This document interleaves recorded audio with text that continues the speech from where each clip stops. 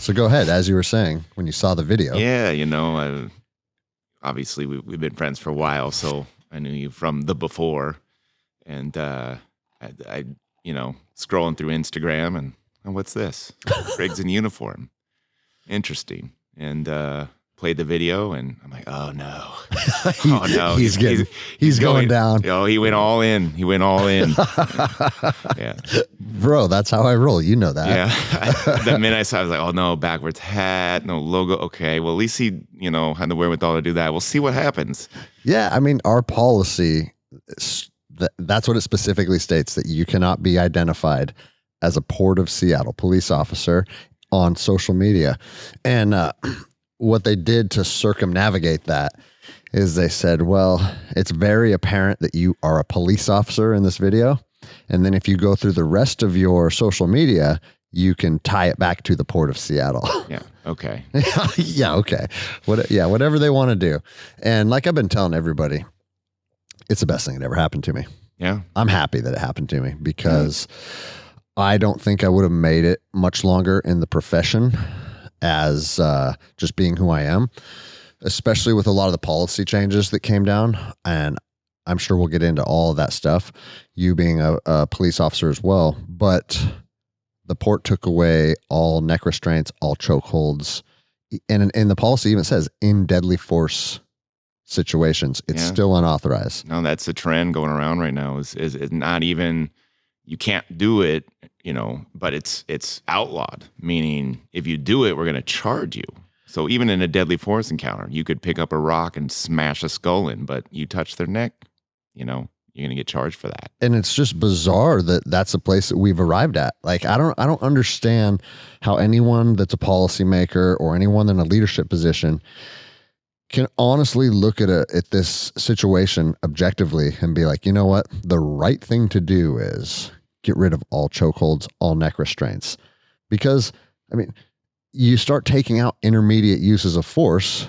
Well, what do you think that's going to do? That's going to be more dangerous, not less dangerous. And this is exactly how, if anyone cared about my opinion and we get into these conversations with people making these decisions, you have to explain that to them. It's like, you take these things away and then here's what we're left with, beating people up again. And nobody likes that. But, none of this stuff is based on the science. None of this adds up. But, I'm just at the place where it's never going to be up to me. I mean, I'm not even going to start on that ladder. I talk about it as like I'm the dirt the ladder sits on. Mm-hmm. And we're subject to these things, and it's like I have very little influence on that stuff, and it's tough and it's easy to get frustrated. But these are the rules, and if you continue in this career like I've chosen to do, or you start this career, you now know what the rules are. And just like signing up for a jiu-jitsu tournament, you know what the rules are. You're responsible for it, and you can't complain about it. You get in, you don't like something about the rule set. You're here willingly. No one made you do this.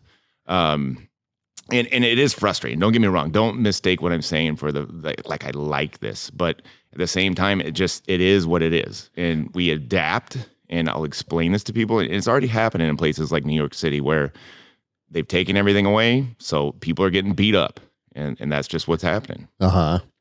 No, I guess that's a good way to look at it, because if you are going to do the career, it is what it is, especially in Western Washington, where we were both police officers, So to give a little context, because we just started talking shit. So my guest today is Kyle McCutchen, and we have been training jiu-jitsu together. I mean, 15 years? At least, longer. Right? Longer than that. We were white belts together. Yeah. Way back in the day. I mean, you brought me back into the gi. I started out in the gi, and then obviously we met at Charlie's, so we were doing MMA then, but then you convinced me to start training at Mike's school and got me back in the gi. And at first I hated you for it, but I still remember, like, you told me like, hey man, like, if you ever just get frustrated, just fall back on a leg. They just tap every time. Dude, shh. I can't confirm or deny, but the first time I tapped a black belt, that's when I was a blue belt. Yeah. And it was an ankle lock. Yeah. Yeah. Because in MMA, at least in Charlie's MMA system, leg locks were a thing. Oh yeah. And that was back in the day. It was a very influenced, Japanese style shoot fighting that was going on at Charlie's at the time. And I still remember, man, we would do this thing where we had each other's leg. There's this drill where you started out like kind of, like a 50-50? Your leg between mine and my leg between yours. And it was like, go.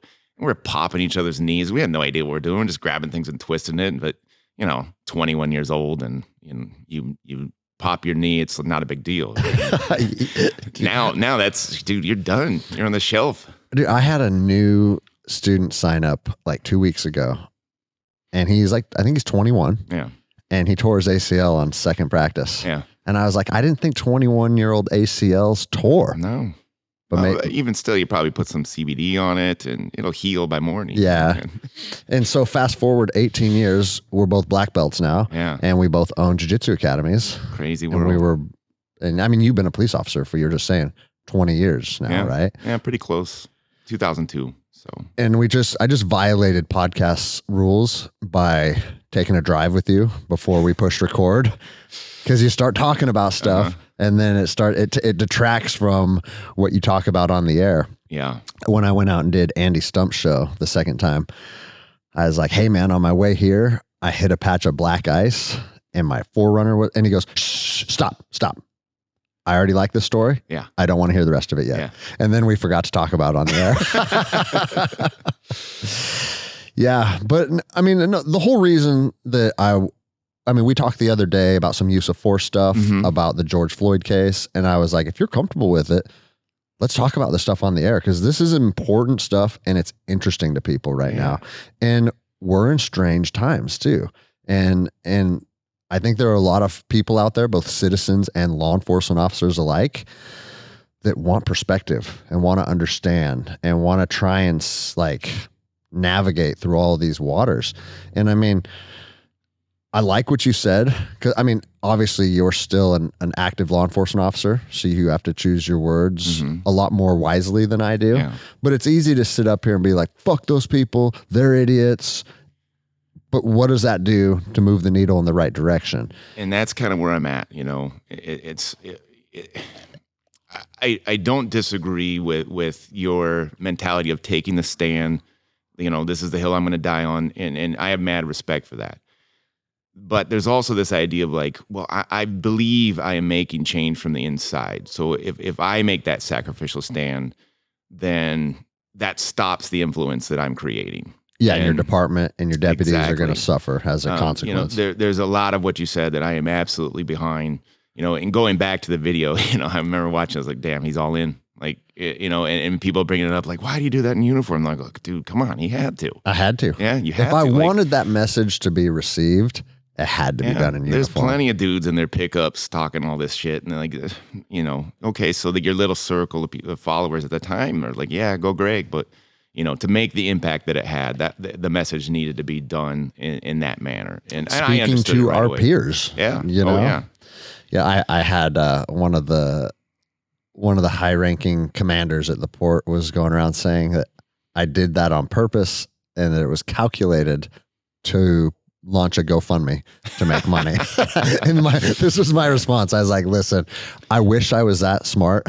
I wish I could make a master plan like that to make a bunch of money. And if I was, good on me. Yeah. But come on, be serious. And we've been friends for a while, but it's not like we see each other every day. And after you started working for Port, we've had interactions since then and stuff. But I could detect in you the frustration of being in the profession, even before COVID, even all this stuff. And it's just, you could just see there's things starting to get to you. And I was like, yeah, this is the way it is. And it's every department, it's not exclusive to Port. Yeah. Everywhere you go, you have these people in the job. I just call them, they're unprofessional. I don't know how to put it, but let themselves go, the way they handle themselves, the laziness, and it's everywhere. And, it's hard to see that and know that it can be something else, or it should be something else, or however you want to look at that. But I could see the mounting frustration, and this was just kind of like the straw that broke the camel's back. For sure. Yeah. And I joke that I have like a 5-year shelf life professionally. Yeah. I was in the Army for 5 years. I contracted with paramilitary organizations for 5 years. I was a deputy with the marshals for 5 years. Yeah. And so I was like, that was the running joke. That's like at the 5-year mark, it's time to move on. But I only made it to like 3.5. I remember telling him, well, this is like the 5th career since I've known him. He's going to be fine. And well, and that was the thing. Cause like when the commander called me to tell me the video has to come down right now, of course, after he already told me that he thought it was awesome. That was 3 hours earlier. But, Jenny's sitting right next to me. She looks at me and she goes like, there's nothing to discuss, is there? No. And she goes, I know you. And I know where this is going. I go, yeah, you're exactly right. No. You know exactly where this is going, and it's going there right now. Oh, I knew the minute I saw the video, 30 seconds into it, I go, oh shit, this is it.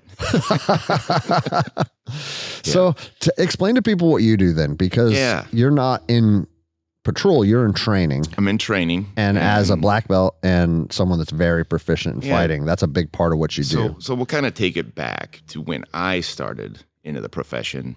Having already trained, having already fought mixed martial arts, growing up doing martial arts, all this stuff, I already had that experience to draw back on. And I remember going to the academy and being excited. You know, it's like, okay, this is cool. I kind of fell into the profession. This isn't anything that, you know, I set out to do. Is coming out of the military. I was in the Marine Corps for 4 years, coming right out of high school. And so this basically fell into my lap coming out of the Marine Corps. It's like, you know, what do you want to do? And I didn't want to go. Do you guys still say Semper Fi to each other? Oh, geez. Yeah, I've never been, you know, we can get into this too, because a lot of the same, like I'm proud of having, you know, been in the Marine Corps and stuff. And you know, I have great friends that have come out of that and everything else. And of course, I'm going to like talk shit, the different, you know, branch rivalries and stuff. Of course. But at the same time, I'm not all, you know, Semper Fi till I die. None of, like, you know, once a Marine, always Marines. Like, you know, it's what I did. It's something you did. Yeah, for sure. You Dude, know, I think that's important no matter if it's being a police officer, if it's jujitsu, if it's your military career.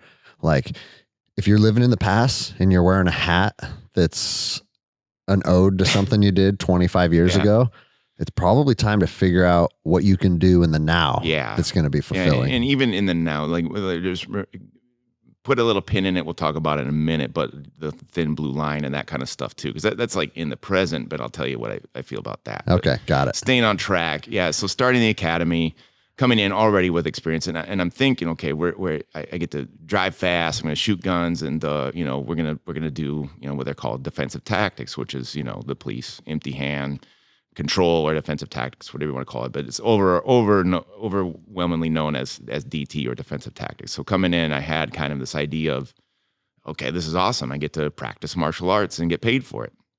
And so started the academy, and the academy is roughly, I don't know, 4 or 5 months long, right? And they have essentially, at the time, I believe, is over 100 hours of defensive tactics training. What year was this? 2002. Okay. So coming into that, and then we're learning a lot of the, you know, stuff that's still taught today, which is strange. But you know, the stuff that relies on, you know, control via joint manipulation and such, you know. And right away, I'm just kind of like, man, I don't know. I was very skeptical right out the gate, because I'm like, I know how to fight, and this isn't fighting. This also isn't how I would attempt to, like, control somebody that wants to, you know, get away from me. Was it still Bob Bragg back then?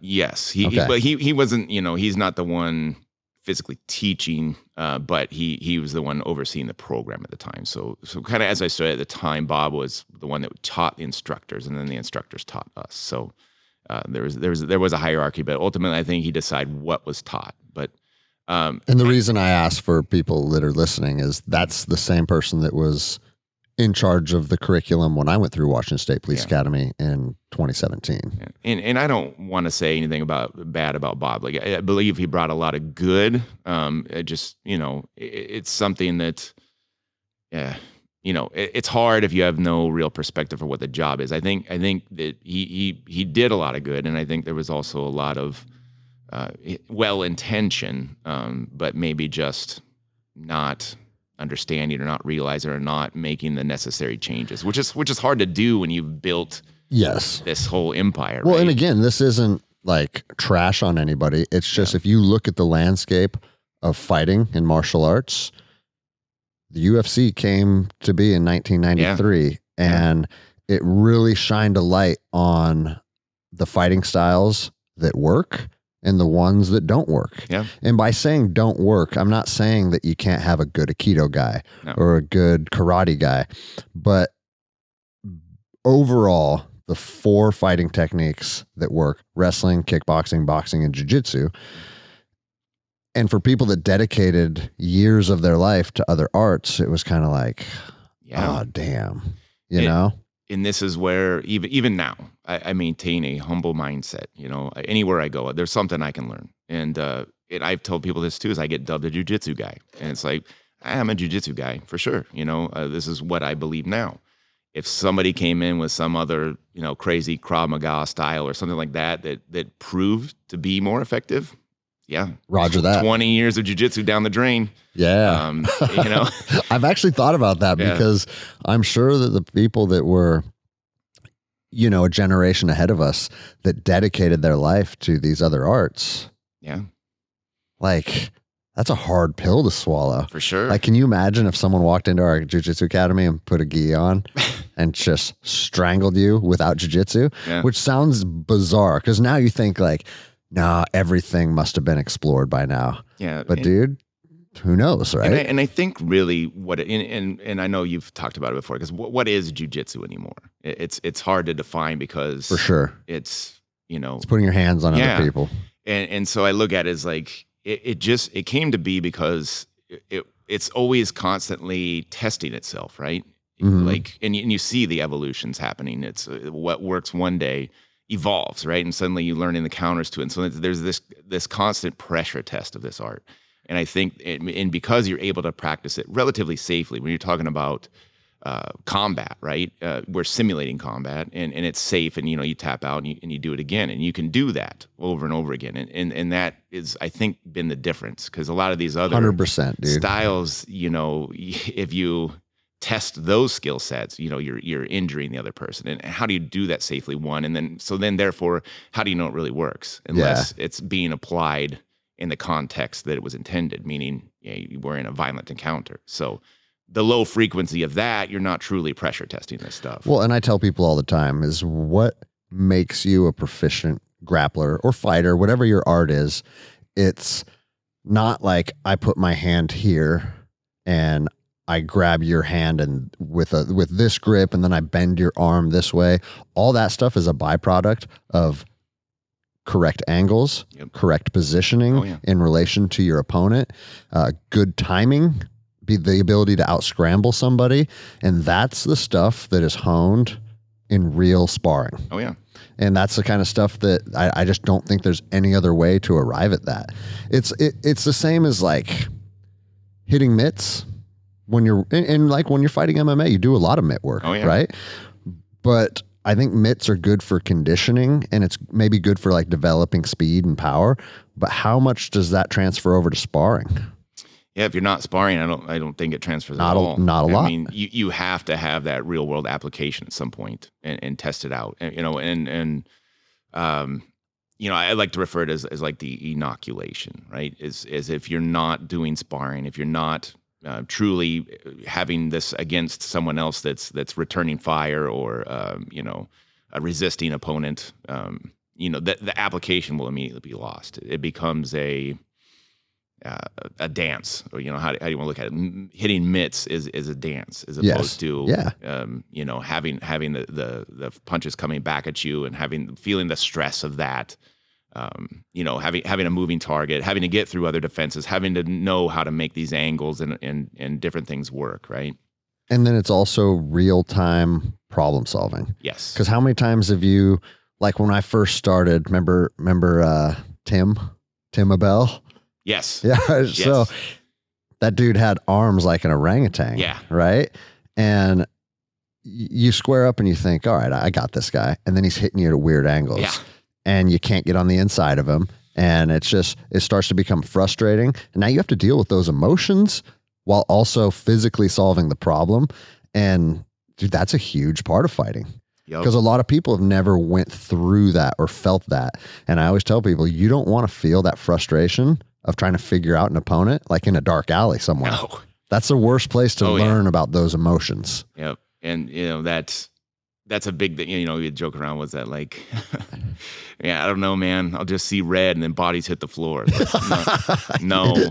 Well, bro, no, to an extent, like, and I was guilty of this.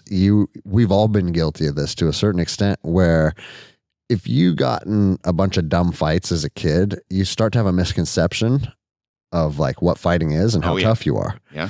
And I think that's, if people are saying something like that, they're still under that misconception, you know?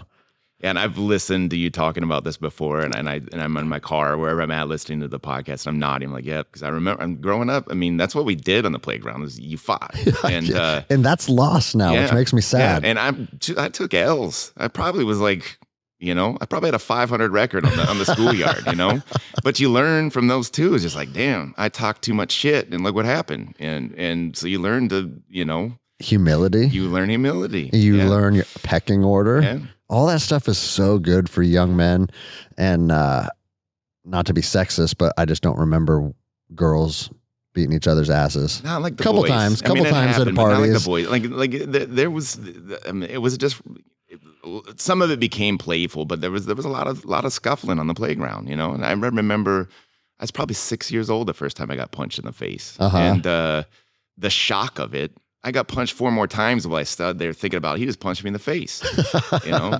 And I took that L, you know, walked away trying to hold tears back. But good lesson, you know. Like, get it out of the way early, right? Of course, man. No, so it's easy to get off on tangents on podcasts, but they're fun. That's what's cool about this long format discussion.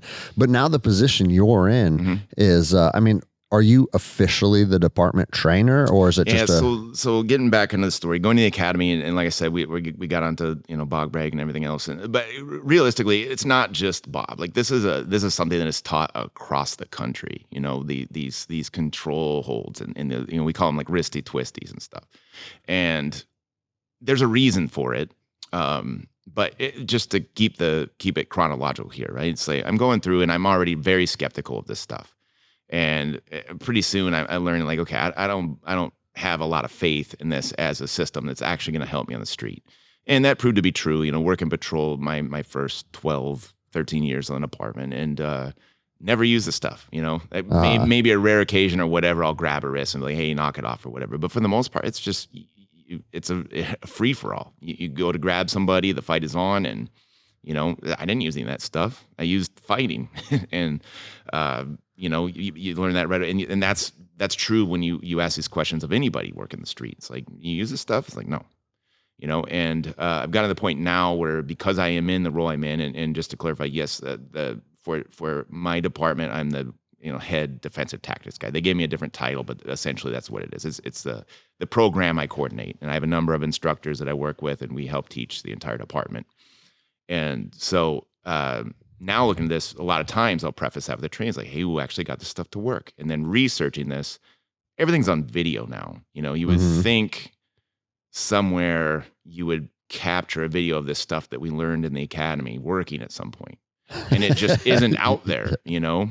And I've clearly gotten away from that and gotten to, you know, based in jiu-jitsu and boxing and Muay Thai and stuff, that, you know, a combination of that and put together for purposes of law enforcement. Obviously, there's some stuff within those disciplines that were not taken to law enforcement, but extracting the parts that fit and making that work. But I can show stuff.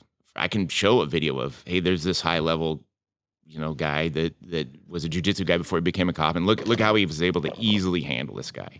You can find evidence of that working, but, you know, get the kung fu or hapkido master in a uniform, and where is it? Show me. Where is it? It doesn't exist. Not that I've found, you know, and I challenge anyone, if you can find it, show me this stuff that we learned. And, you know, they have different names in different states and everything else, but if you're in the profession, you know what I'm talking about. And, you know, I've kind of come to terms with it's for a reason. You learn this stuff because, well, one, it looks good. Okay, if you're using these techniques, there's no real risk of injury when we're practicing it, and you know, we're twisting up wrists and everything else, and everything is kind of coming out of these positions where escort position or whatever they call it, where very simple stuff. And if you're using it, if you were to actually play it on the street, it's very defensible. So administrators like it. Everything kind of fits together in a nice little package. But realistically, it's not fighting, and nobody gets it to work. So who is it for? That's kind of what the question becomes. It's like we're doing this stuff, and it's done across the country. Well, but who is it for if the cops aren't using it? What's your theory on that then?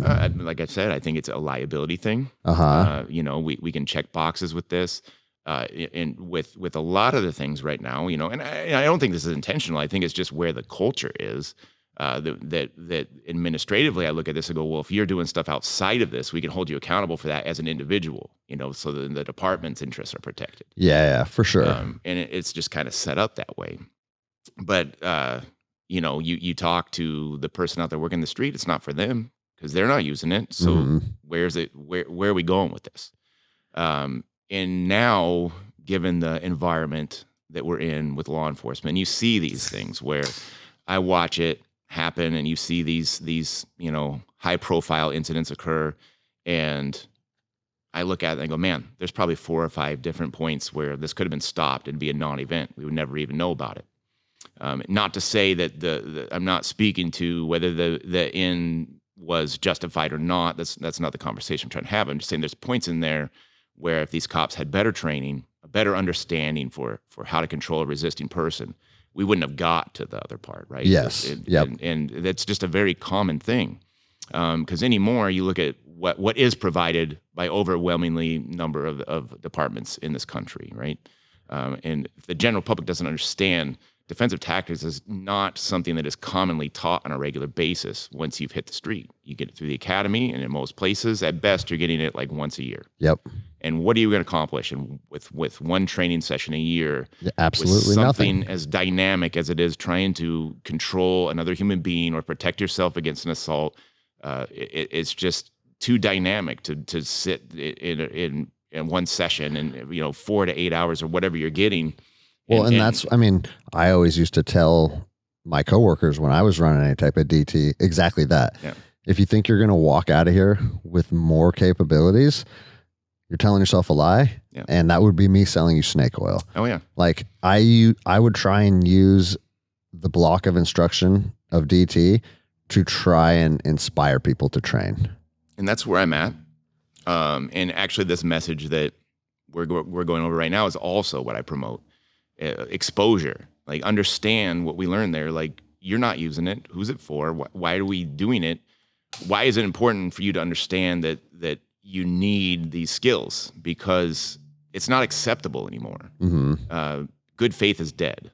It's been removed. It's done. Qualified immunity is going away. Like, all these protections. Well, elaborate on that a little bit for people that aren't in the profession. Yeah. So it used to be like when I first started, it was, hey, you go home safe. You do what you need to do. At the end of the shift, you're going home to your family, right? And that was the bottom line. And if in your time on duty, you get into something and you did what you had to do, as long as you acted in what they would call like good faith, meaning that there wasn't anything nefarious about what you did, right? You didn't intentionally hurt somebody. It was just you did what you had to do. I had to punch this guy, I had to do whatever, right? As long as they could determine, like, okay, a reasonable police officer would have done the same thing in that situation, or because you didn't have the skill set, you had to resort to these tactics or whatever, right? That would be an example of, okay, they were using good faith in this thing. Well, that's no more. Now they're setting things up to where if they don't like it, you're going to jail. Yeah. That's where we're at. And, New York said that specifically. And it goes back to what I said in the beginning.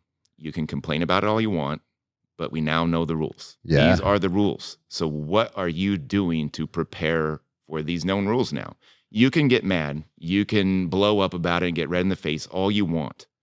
But you're choosing to continue doing this job knowing that this is the case. Well, and that's exactly to go back to what I said. Like, there's no way I could continue doing it. And but yeah, you're right. Everybody has to make that decision. There's been plenty that have called it a day. Yeah. There's been plenty. And I don't blame them. Maybe if I wasn't in the position I am in now, maybe I would be looking the same route, because it is not the profession I started with. And I'm not saying that it's all bad. I think there are some things in the evolution. Look at this as like, okay, it is what it is. You're not stopping it. We're not going back. We're not going to get, these good faith and qualified. If you lose qualified immunity, it's not coming back. Yeah. Well, no, I actually like that you said that, because as what we interpret as like radical agendas get pushed out to all these departments, and a lot of police officers are frustrated. But if you go back to the 70s where cops could just walk around and beat the shit out of anyone, Oh, yeah. I think we can all agree that wasn't best practice either, right? Yeah, and I tell people, because what was the Fourth Amendment in the 70s? You know what I'm saying? Yeah. And so as everybody starts carrying cameras on them, that was a big shift in the profession. Yes. Because people started seeing things that they thought were egregious. Yeah. And it made the pendulum start to swing the other way. And now I think that it's gained so much momentum that you can't stop it. Whereas the balance is somewhere in between. Well, things have gotten dragged out into the light, right? And my contention is like, policing now is cleaner than it's ever been. And people want to think otherwise because of the exposure that's getting done now, because everything is on camera. But it's like, before, you just didn't know about it. And there was plenty more going on. Not that anybody was like dirty per se. I think there's a misconception of that. It's just the way things got handled. It was acceptable to be more heavy-handed, and it was just it took this way to kind of transition that, because it was just how it was, and it is how it is now. And like, I guess the example I'm trying to make is I've got friends that have started in law enforcement now, right? And you got all kinds of people talking about, man, you're stupid. Why would you get into this job? Look at how crazy it is and everything else. Well, guess what? The people with 20 years on when I came on were telling me the same thing. Yeah. And it's like, but then they're also telling me stories about how they locked someone in a dumpster once, It's like, for sure. No longer acceptable. So, there are things that frustrate me. There's no denying that. But the change is what it is. Some things I think have evolved for the better. And I'm taking this as an opportunity to expose what I've seen as something that is egregious in our culture. And that is not training. And, it's no longer acceptable. You can't get away with it. If you want to survive in this career, I'm telling this to everybody that'll listen, you need to maintain your fitness and you need to maintain your skills. And that is on you as a professional. I love that, because I think that's a message that is lost. Yeah. Like, that we need funding, we need better training, we need this, we need that. And it's like, yeah, I agree with that. But at the end of the day, if you're the person putting the badge on, what are your capabilities fall on you. And so, yeah, you're right. Your department, and same with firearms. You're going to shoot a couple times a year to qual, but qualing and training are two different things. Oh yeah. It's not the same. Not the same. And it goes back to the same thing. What are you qualing for? Well, you're qualing so your department can say, if they ever need to, this guy showed proficiency with this weapon system on this date by getting this many rounds on this target. And as well as I, we've both been in real world encounters where we've had to use firearms shooting at other human beings, and it's not the same thing as shooting at a piece of paper. No, not at all. And well, I just think that it's important for you as a trainer to get the individual motivated to figure out how to best train themselves, or even you can give them guidance, but at the end of the day, they have to be willing to put the hours in. And I think a lot of people in the profession, they simply aren't. Yeah. So what do you do with that? That's the age-old question. And so going back to, I remember my point now. So I was talking about like defensive tactics training provided by the department. So if you're getting annual training, which is a pretty common thing, right? The department's checking the box again, right? And beyond that, as far as it goes as physical, practical application type use of force skills, most departments aren't doing anything outside of like what you said, the 2 times a year firearms qualification. Okay. Which again, that's another liability. We're checking the box. It's not training. And then beyond that, what else you got? Most departments are doing, TASER recertification. Yep. An annual TASER recertification. So let's analyze that for a minute. What does that mean? I will say on my department, we do it more robust than what's required. We're doing more than the basic end user certification that acts on the parent company of Taser requires, which isn't much more than some manipulations. Hey, how do you draw it? How do you arm it? How you fire? How do you reload? Or how do you fire your second cartridge? How do you re-energize? How do you transition to other tools? And then beyond that, the only requirement is put a couple cartridges into a Mylar target. Good to go. You're good for a year. Okay. So what is that? Is that actually trying to train your officers, or are we checking the box again? My contention is we're checking another box, okay? Because why do we adhere to what Axon, a private company, says? This is what we require for end user. You want to be part of our program, okay? What benefit does that give a department? Well, won't they send their reps to defend that tool in court? Yes, that tool. That's where we need to look. It's like you're involved in some kind of incident where you used their product and then something happened, right? They died. Heaven forgive the coroner or medical examiner that says the Taser killed somebody, right? You will have team of shark attorneys up your butt in a matter of hours, right? No one gets to say that, okay? So I like that you brought up the neck restraint thing, okay? Because what you see a lot is these deaths by approximation, right? Where you're having multiple influences of what kills a person, right? A lot of times it's some kind of physical health issue, right? Mixed with drugs on board, mixed with a physical altercation with the police, mixed with a Taser application, mixed with now we put a neck restraint on there, right? What wasn't it? Eric Garner, the guy selling cigarettes? Yes. Perfect example of that. So same situation, right? So this coroner wants to say, okay, the Taser was used, that's what did him in. They're not going to say that because they're going to have a team of sharks beating down their door. But what happens when they say it's the choke that killed him?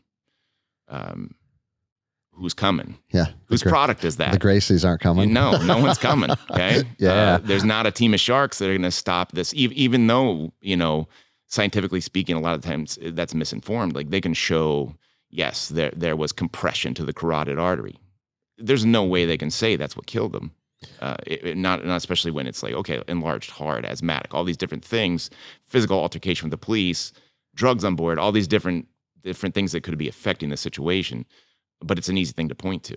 Yeah. Right? Well, it's also it has the most shock to it. Yes. Like the George Floyd case. Mm-hmm. That image was seen by every single person on planet Earth that has a phone. Yeah. And it caused outrage. Oh, yeah. And that's a perfect example of it because you and I sitting here right now, we watched that video and we both, as police officers, were like, that dude didn't know what the fuck he was doing. Like, it seemed like a pretty egregious way to hold somebody down after they were in cuffs. Yeah. And I've yet to meet the police officers like, no, fuck that. You don't know what happened before the video and you don't understand. Like, and cops will try and defend cops a lot when I don't think they should. I think we should be our hardest critics, right? Yeah. But that's a perfect example of that. He had fentanyl in his system. Like, what was determined that it actually caused his death?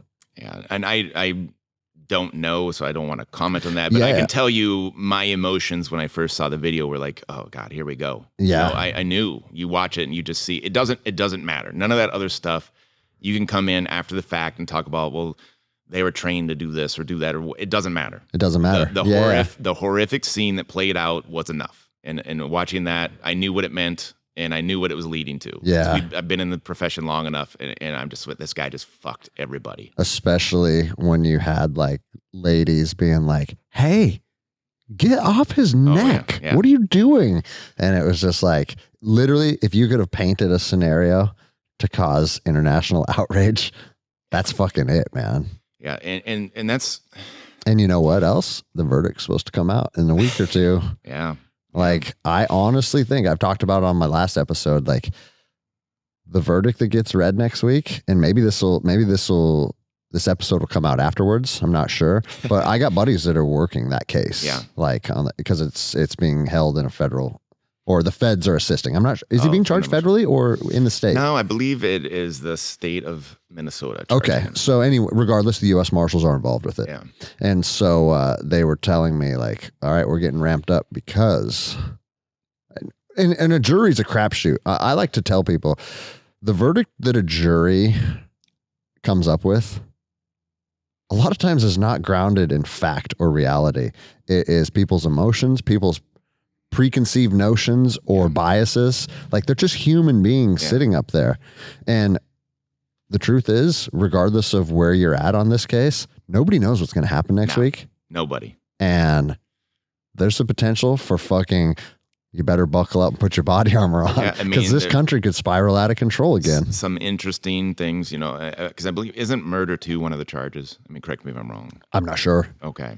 So you're talking about getting into intent. Intent, so, and like and that's, so I heard this, and again, this is all just like talking to friends and reading posts. Like I haven't actually read the fucking criminal complaint against him, but to prove intent, I mean, you're going to have to say like Derek Chauvin, they found a napkin where the night before he sketched out like, I'm going to fucking grab this guy here. Now you're talking about premeditation, which is different, but that's what I'm saying. So murder too is what they call like the crime of passion, right? So in the moment he intended to kill him. Okay. So it wasn't premeditation, but what they that's murder one. Yes. What they have to prove is like, he was driving his knee into his neck with the intent to end his life.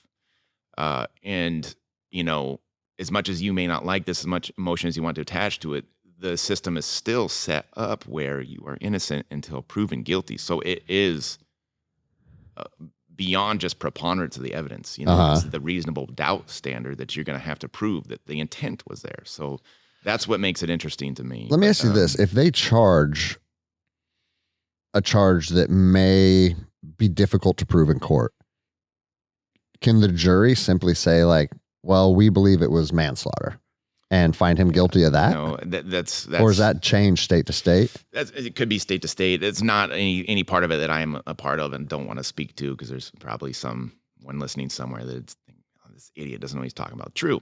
You know? I get called an idiot all the time, and I have people saying I don't know what I'm talking about all the time. So it's okay. I try to stay in my lane with this stuff. Yeah. Well, we're just two knuckle draggers talking shit there. But the truth of it is, like, there's so much, like, this could cause so many potential problems on the horizon that it continues to be a crazy time to be a police officer. I almost think that no matter what happens, it's going to be crazy. Well, and there's a lot of people that are just shitty people that want an opportunity to throw bricks through windows and cause chaos in the streets. Let's call it what it is. Yeah. And I know you have to choose your words wisely, but I don't have to. But stealing tennis shoes out of a mall, that has nothing to do, like, you're screaming justice for George Floyd. Like, what are we talking about here? Yeah. You know, that has nothing to do with it. It's somebody that's an opportunist that is simply, I'm getting free shit. And chaos. I've talked about this on the podcast before too. Chaos is fun. Like, that's the reality of it. Like, I've been in situations in Ramadi, Iraq, where things are blowing up and it's just fucking hectic and it's crazy and people are shooting at each other. And it's like, this is fucking awesome. Yeah. And when you're 21 years old, that is awesome. And I guarantee you there's kids that are running around the streets throwing bricks through buildings that has nothing to do with their ideology. Yeah. They're just getting caught up in the moment, and it's fucking fun. Well, you know? and it's illegal, and they should be they should get prosecuted for it. But I see what's happening here. And I think it's all just compounded by the fact that we've locked everybody down, and now there's all this buildup as well. For sure. So, bro, if you think that the riots and the lockdown were not connected, you're not being honest with yourself. I'm not saying that it was the cause of it, but again, it's the pressure cooker. Sure. You know, everybody's had enough.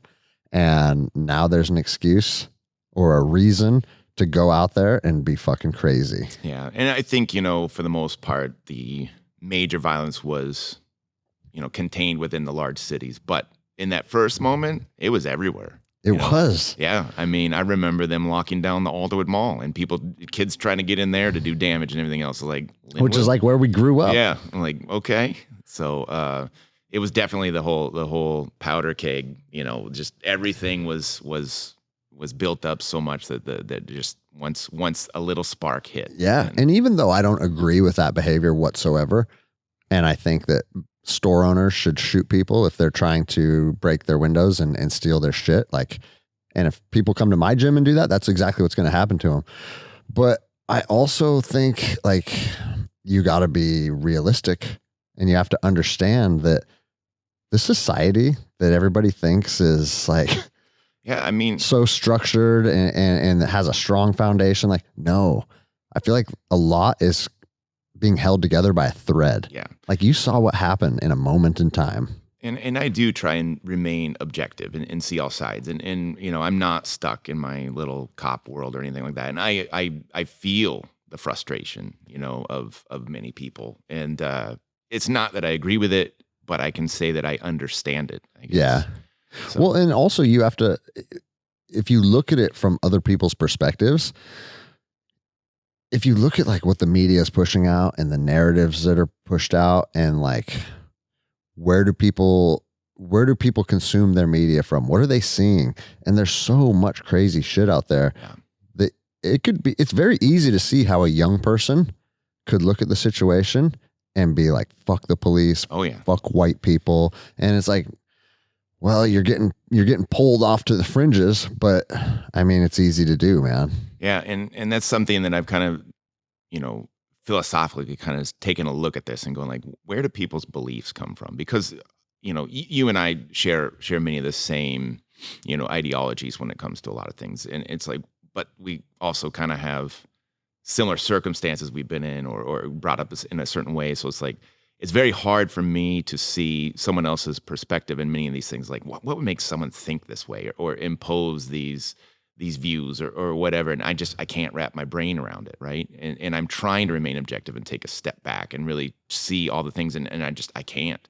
So I took this stance of, okay, where do beliefs come from? And I think much of it is your upbringing, your personal experiences weigh heavy.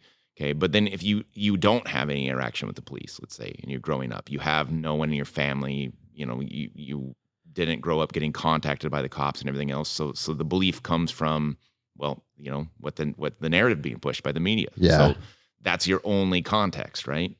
And I think that drives a lot of this. I think so too. And people don't have the sense of humanity that they were also people. and it's this kind of evil thing in the shadows, the police, What do you think drives the media to take every opportunity to shit on police officers? It sells. You think that's what it boils down to? Sells, it gets clicks, it gets views, and it generates money. I'm not sure. I don't know how deep down the conspiracy hole I'll go as far as there's someone in the shadows working all this stuff. I don't know. I don't know either, man. I don't know either. That's why I have to ask. On one hand, I never want to give too much credit to conspiracies because I feel like it's giving the powers that are in place too much credit. Yeah. Because there's a lot of goons in government. There's a lot of goons at every level. Part of me wonders, is the system just kind of haphazard, say that word for me. Say haphazardly working. But it's not really structured. It's not really an agenda. It's just, hey, we can cause outrage and we can keep people fired up and let's push the story out there. Or is it calculated? I would think that the whole calculated part would hold more water if they didn't do it with other things, right? So you have, just for lack of a better example, let's just say an MMA fighter does something egregious, right? Mm-hmm. What does the headline say? MMA fighter kills 3 or whatever, right? So there they put that label on it too because they know that's going to get the attention. It's going to that guy was in it, and it could be someone that they fought once, and on an amateur card, in some backwoods barn somewhere. They're still going to call him an MMA fighter because that's what sells. That's what gets the attention. Law enforcement's an easy one. It's an easy sell. So I think that's more where it's at, but who really knows? I don't know. I mean, and again, I don't know how much you want to attach any of your words politically, but if you look at the political landscape of what happened over the last year, it's the left was trashing police officers every single chance they got. And I think by trashing police officers and promoting violence, it caused an international sense of chaos and unease. Yeah. And in an election cycle, if you're not happy with the world you're living in, you may be looking for a change. And I think that's a big driving factor in all this, man. I will just leave it at this. Like that in my mind, that's not outside the realm of possibility. Uh-huh. I'll just leave it at that. All right. Well, I'm going to try and get Donald Trump Jr. on one of these days. There you go. And we'll get to the bottom of it. Yeah. Speaking of Donald Trump Jr., I know I've talked about this before too, but please tell me you saw his Instagram video of Biden walking up the stairs. Oh, yes. Getting to Air Force One, and then the bar goes wild. I didn't see that. Oh, bro. I've seen the video of him walking up the steps of Air Force Okay, One. so you saw the one where he fell. So this is another one. It's like in a pub. Okay. And obviously it's like a group of 100 people watching like a soccer game or something, right? But they edit it out, so it's a video of Biden walking up the stairs, and when he makes it to the top stair, the crowd goes wild.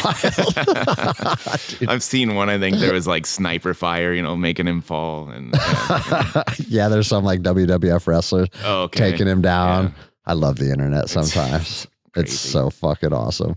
But just kind of staying with this is like, I'm a busy man, and it's how much energy am I going to put into stressing about some of these ideas and these thoughts, bro, or how much do I need to put into just adapting because it's not in my control. I can control what is in front of me, right? That's such a good point. And dude, that's literally something that I struggle with regularly. Yeah. And especially now that a big part of my life is this podcast, right? Yeah.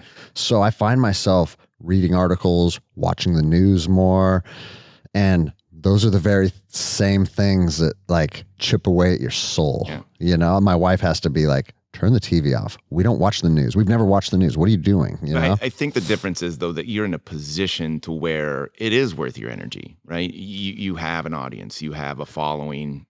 It kind of becomes your duty a little bit to stand up and say what you're thinking. Yes. And also like, I feel like we're at a time, and maybe it's just because I'm 40 now and I'm becoming an old angry man.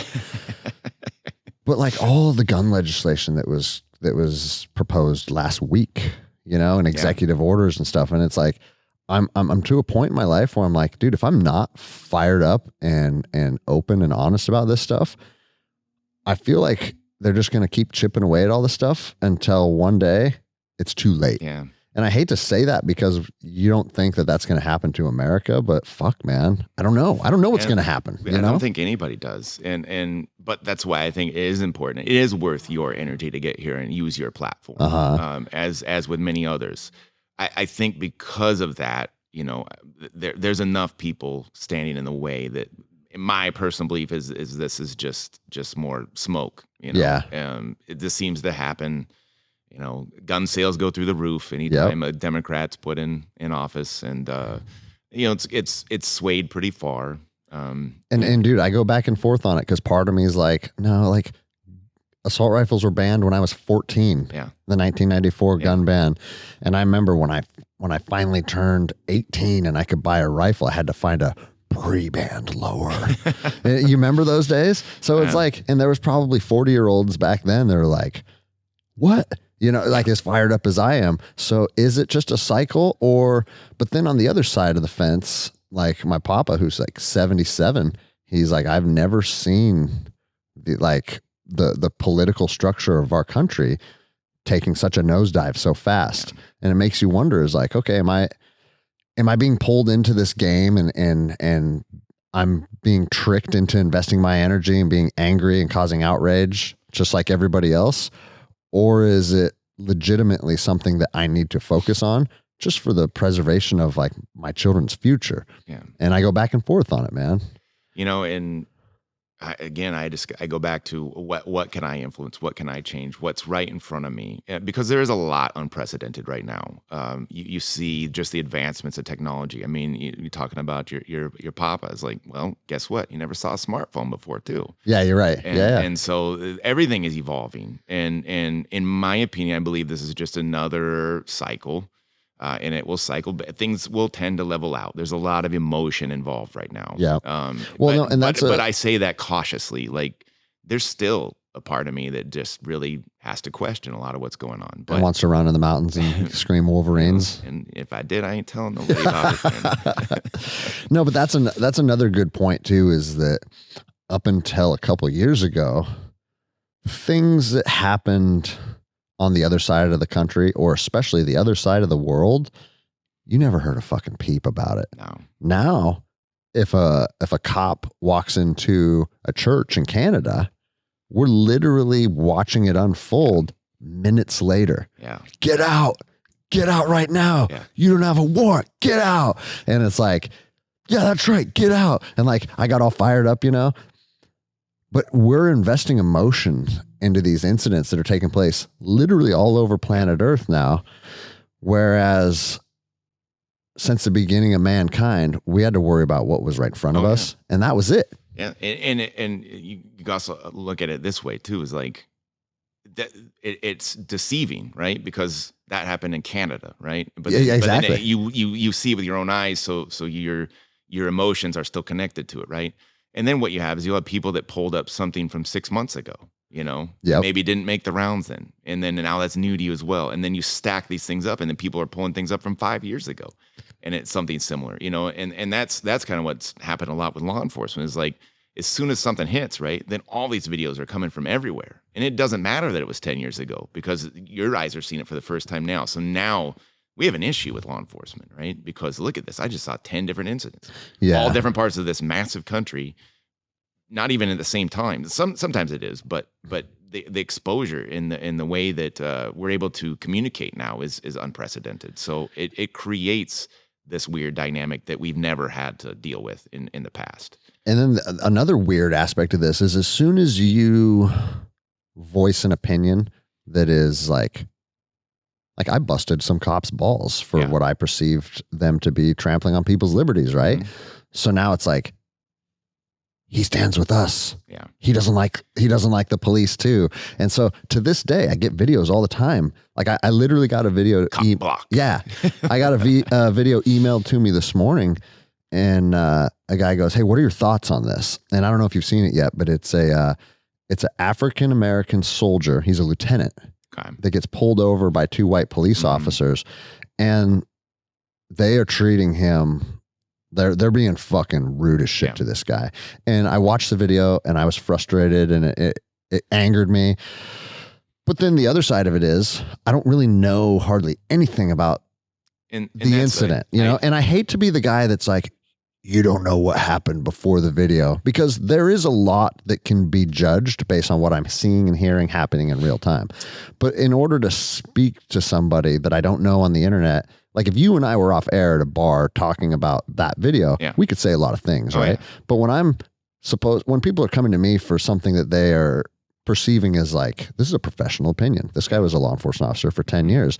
And for me to just go and say, well, this, and this, there's a lot of unknowns. It's hard to do that, you know? And I did see that. I didn't watch the video, but I saw that it existed. And just based on like the title and the caption that was attached to it, or whatever, I decided to steer around it because of those things you're saying. It's like, I know I'll watch it and it'll probably provoke some emotional response from within me. And I chose to avoid it because of those things. Like, I have no idea why they stopped this guy. I don't know the context. I don't know if this was a dispatched call that with context given to them before. Like there's too many variables when it comes to these things, and that's why a lot of times I'll refrain from doing it. I can speak to that moment in time of you know, there, but then again, without the complete context, what are we talking about? Yeah. And I'm not saying that because I don't have the complete context, I can't say that cop seems like an asshole. Yeah. He seems like a fucking asshole, right? But again,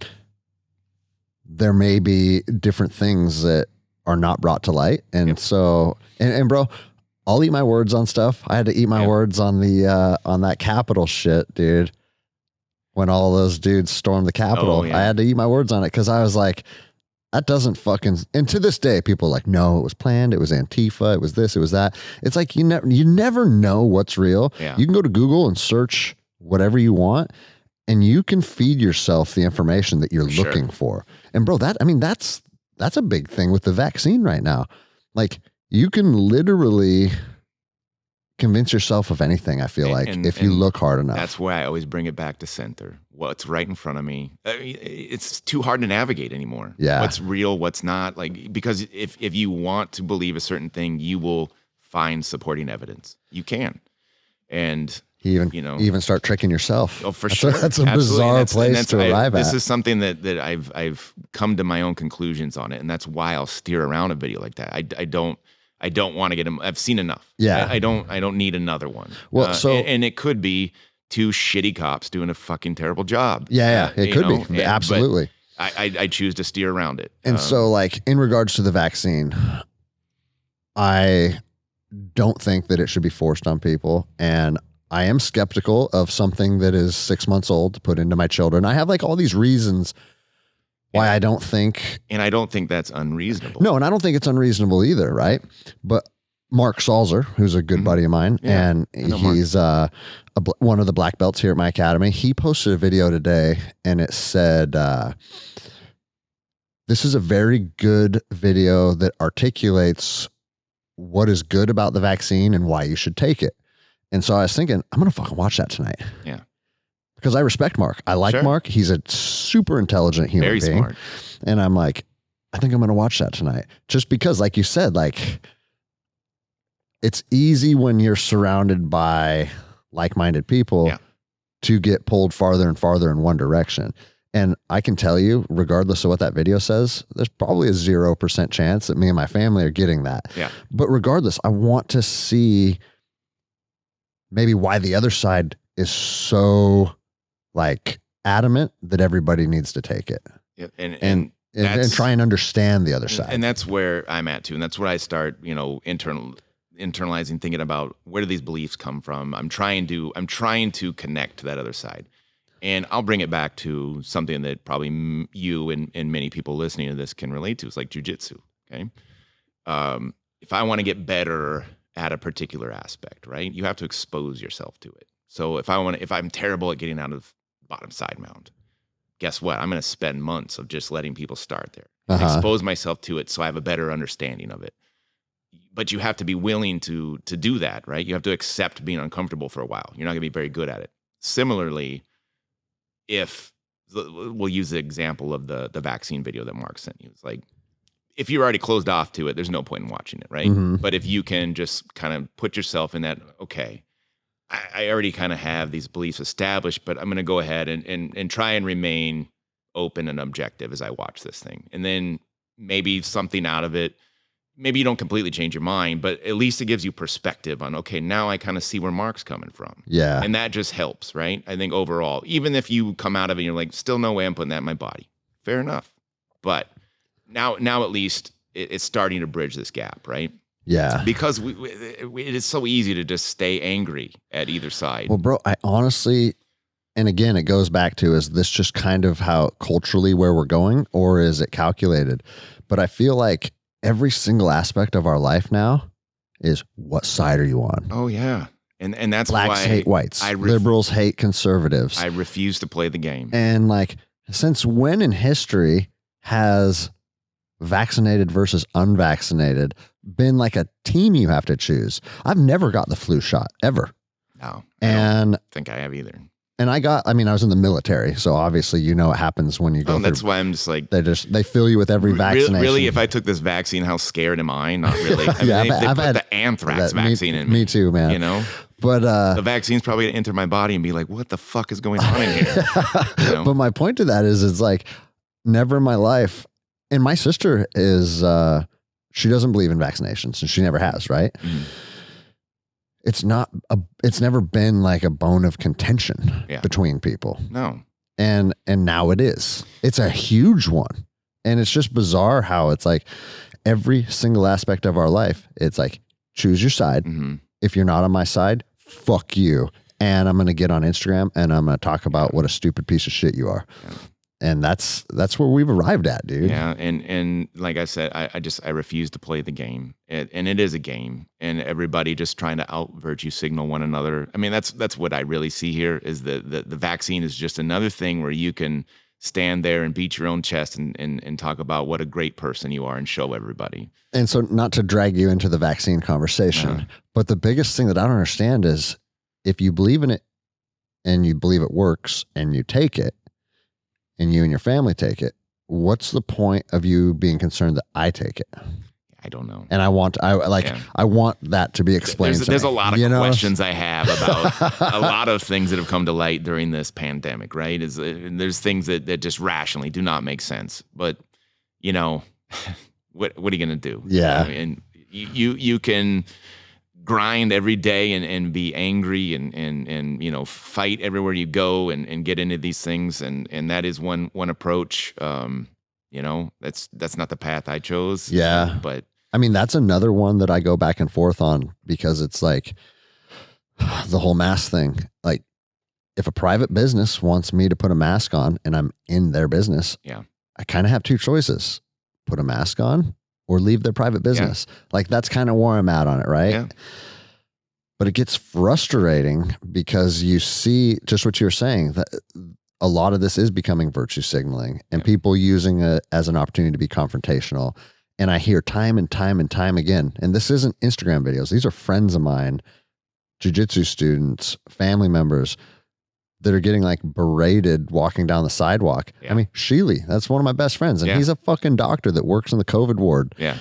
Was getting screamed at from across the street by some lady that was like 350 pounds because he was on the sidewalk outside without a mask on. And it's like, dude, I just know like some incident is going to present itself and then I'm going to spend the rest of my life in a cage. For me, something like that is comical. Like if that happened to me, I'm going to laugh about it. Like I wish I could, the ridiculousness dude. of it, because it is so easy to get caught up in it. But it's just like, I hear something like that, and I know Sheely, and it's like that's ridiculous. And he didn't even he didn't even give it. For me, that's a good laugh. And when I get home and you know, I'm going to talk to my fiance, and we're gonna laugh about it. You know. But one of my buddies, so I'm not going to say his name because, well, you'll know why when I tell the story. But he walks in to a store and he said, "I just got one can of clam chowder. It's all I wanted, right?" Yeah. And he walks up to check out and the lady goes, "I can't sell you that because you don't have a mask on." And she goes, "If you throw a mask on, I can sell it to you." He goes, "I don't have a mask." And she goes, "Well, I can't sell it to you then." And she goes, "I want to, but if I do, I get fired." That's what I'm told. And I was like, dude, what a weird position she's in now too. Right. And he goes, "Listen, I have money right here.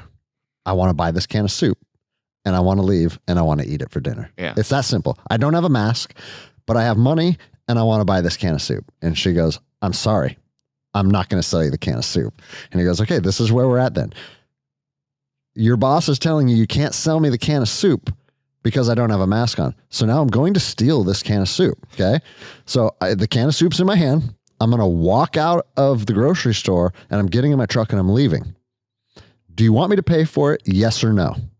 She goes, "I can't accept payment because you don't have a mask on." He goes, "Okay, well now I'm stealing it. So you can call the fucking police on me." And he walked out and he called me to tell me the story. He goes, "And I'm eating the soup as we speak." What would as a fucking person that's been a police officer for 20 years, I was thinking about that. How would you respond to that call? That's a weird one, right? Yeah, I mean, it's like he tried to pay. But if you're going by the letter of the law, he walked out without paying for it. I mean, even though, hey, I tried to pay for it 3 times. I'm not saying how I'm going to handle it, but I'm saying like you could be arrested for that. And that's what I told him too. I was like, dude, depending on what officer shows up, that is technically theft. Yeah. You know. Now, I would think that. I mean, it's not going to nothing gets prosecuted in Seattle, so he's like, I heard felony theft. They won't even, is this true? This might be rumor mill. I heard King County will not dispatch, not dispatch, but they will not take paper on thefts that are under $3,000. Is that true?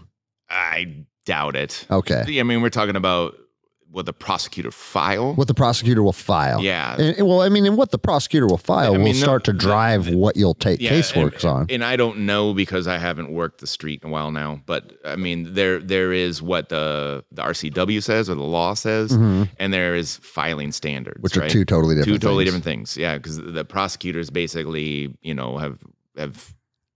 And that's probably true. They probably won't file felony charges. That doesn't mean someone gets charged. It just means it gets bumped back down to, a misdemeanor or whatever.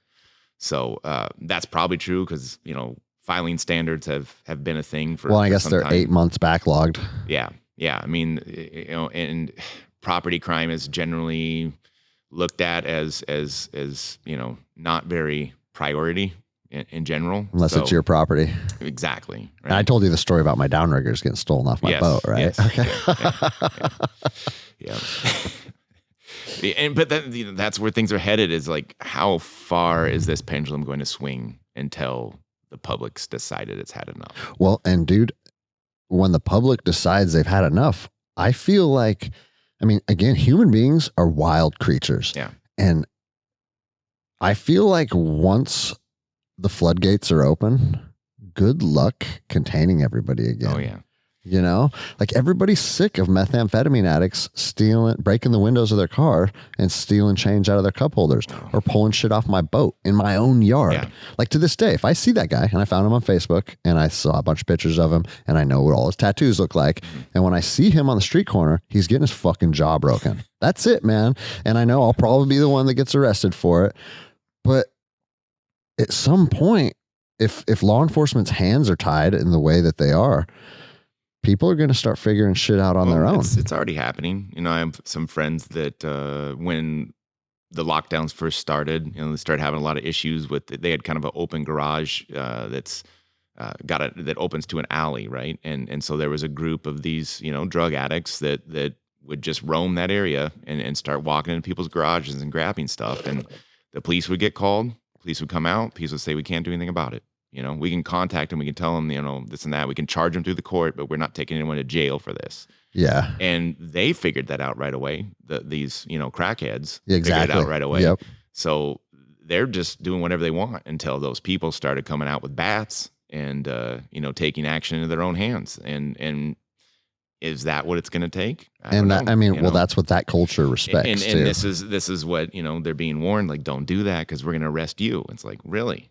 You won't arrest this person that's stealing from me, but if I come out here and protect my property, you're going to arrest me. And they're like, well, we may have to, and so, but that's just where it's at. And what a fucking strange place to arrive at, dude. It's almost like if you have something to lose, they'll come for you, but if this person's got nothing to lose, so why are we going to bother, right? That's kind of where things are at. It's very strange. And like I said, I'm going to manage what I can, what's right in front of me, because things just do have a way of kind of leveling back out. Yeah. People aren't going to keep sitting back and letting this happen. At least I don't think. It's gone a lot further than I thought it would. I will have to admit that, Well, and one thing that I have said a lot on this show is like, let's say we know that 6 months from now, the power grid's going to collapse. The government's not going to exist. It's every man for themselves, right? Let's say we know that day is coming. Mm-hmm. What are the things that you are going to do? Well, you should get your fitness through the roof, right? You should get your skills. You should build a network of like-minded people. Yeah. You should establish rally points. You should establish places that you feel are like good pieces of terrain, easily defendable, all these things, right? So I've been starting to do these things, and the conclusion that I've come to is, dude, the world could turn around and be the coolest fucking place on planet Earth tomorrow, and putting your energy and effort into those types of things, it's going to be rewarding, even if you're not in an apocalyptic scenario. Okay, I'm fit, I'm a good shooter, I have a good network of people, I got a cool piece of property, like, and so I have to tell myself, like, yeah, you're kind of becoming like a doomsday prepper on one hand, but the other side of the coin is no matter what direction this goes, those things should be rewarding to me. Yeah. It's a great place to kind of just keep your mind, right? Have that focus on, because no matter what, it's going to be healthy. You know, exactly. If doomsday never hits, so you stayed in shape and you developed your own thing, right? I don't see any bad part of that, and that's kind of what I mean when I say like I'm gonna focus on what's right in front of me. Yeah. You know, you only have so much energy that you can put into things. Bro, that's exactly it. Is it more productive for me to get angry about what's going on, or do I just push forward, and really focus on the things that I can really control? You know, we live in this state. My vote doesn't count for anything. You know, Yeah, dude, that's straight. That's straight yeah. up. I mean, I vote. Don't get me wrong. Like I'm not saying don't vote, but it literally We know every single everything election I voted for, I don't think went through. So. Yeah. Well, then I've had people say like, oh, it's time to move. And it's like, well, you're right. I could. Yeah. But the other side of it is like, this is where I grew up. Yeah. This is where I've lived my whole life. I shouldn't have to move. But then keep this perspective too. All this stuff going on, right? But how much of it affects your day-to-day life? You know? Well, and that's where I think we have arrived at a different point. And it doesn't affect my day-to-day life because I'm not listening or adhering to any of the restrictions. And I've been very open and overt about that. And outside of your cutout of Jay over here, what has really been done to you as a result? No, L&I has sent us a couple letters. Yep. They've sent us an email, and we got a phone call saying that we're out of compliance. And my response is, good, don't care. Yeah. And because I think they understand too, is like people that say good, don't care. There's like, oh, fuck, there's nothing we can really do. What are they going to do? And so, no, you're right. And that's what's the bizarre thing about it is there's so many businesses that are doing everything that's asked of them. Restaurants operating at 25. Like the food industry is tough enough at 100% capacity. Oh yeah. Now operate at 25. Yeah. But a lot of people are living in this like this continuous state of fear. Like, well, they're going to do this to me. They're going to do that to me.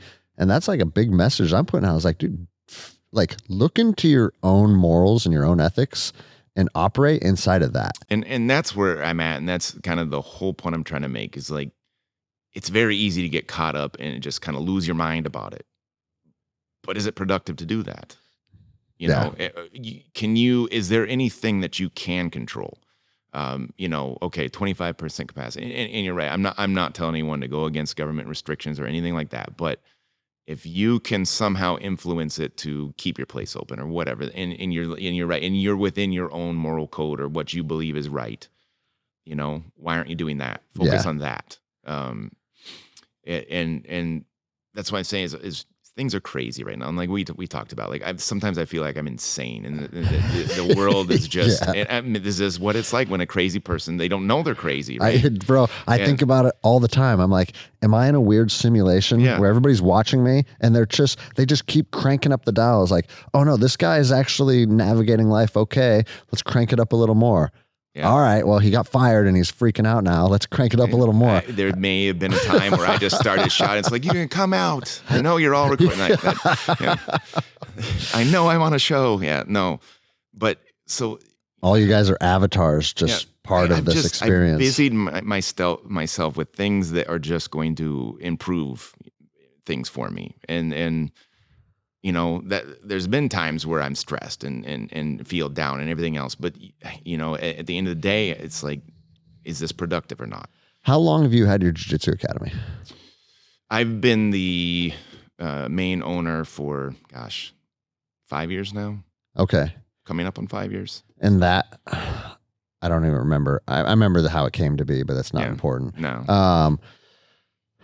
How has that been for just dealing with all the bullshit in life? We definitely had some bumps in the road, and there's some times, but here where I was kind of at with it is like, you know, if things don't work out, and this is not what I want. I put a lot of love into that school, and it's you know, a masterpiece of mine, and I have a big passion for it. But I was also at this point where it's like, you know what, if we got to close our doors for good, I guess that just means I become a student, and I'm not going to stop training. So ultimately, I'm losing this, you know, place where everybody came together, and I did not want that. Don't mistake my words. But at the same time, it's just like, you know, the environment where my school is located is not the same. There was a lot of people that are still not okay with coming out, and they don't want the contact and everything else. It's just like it's a little bit different there.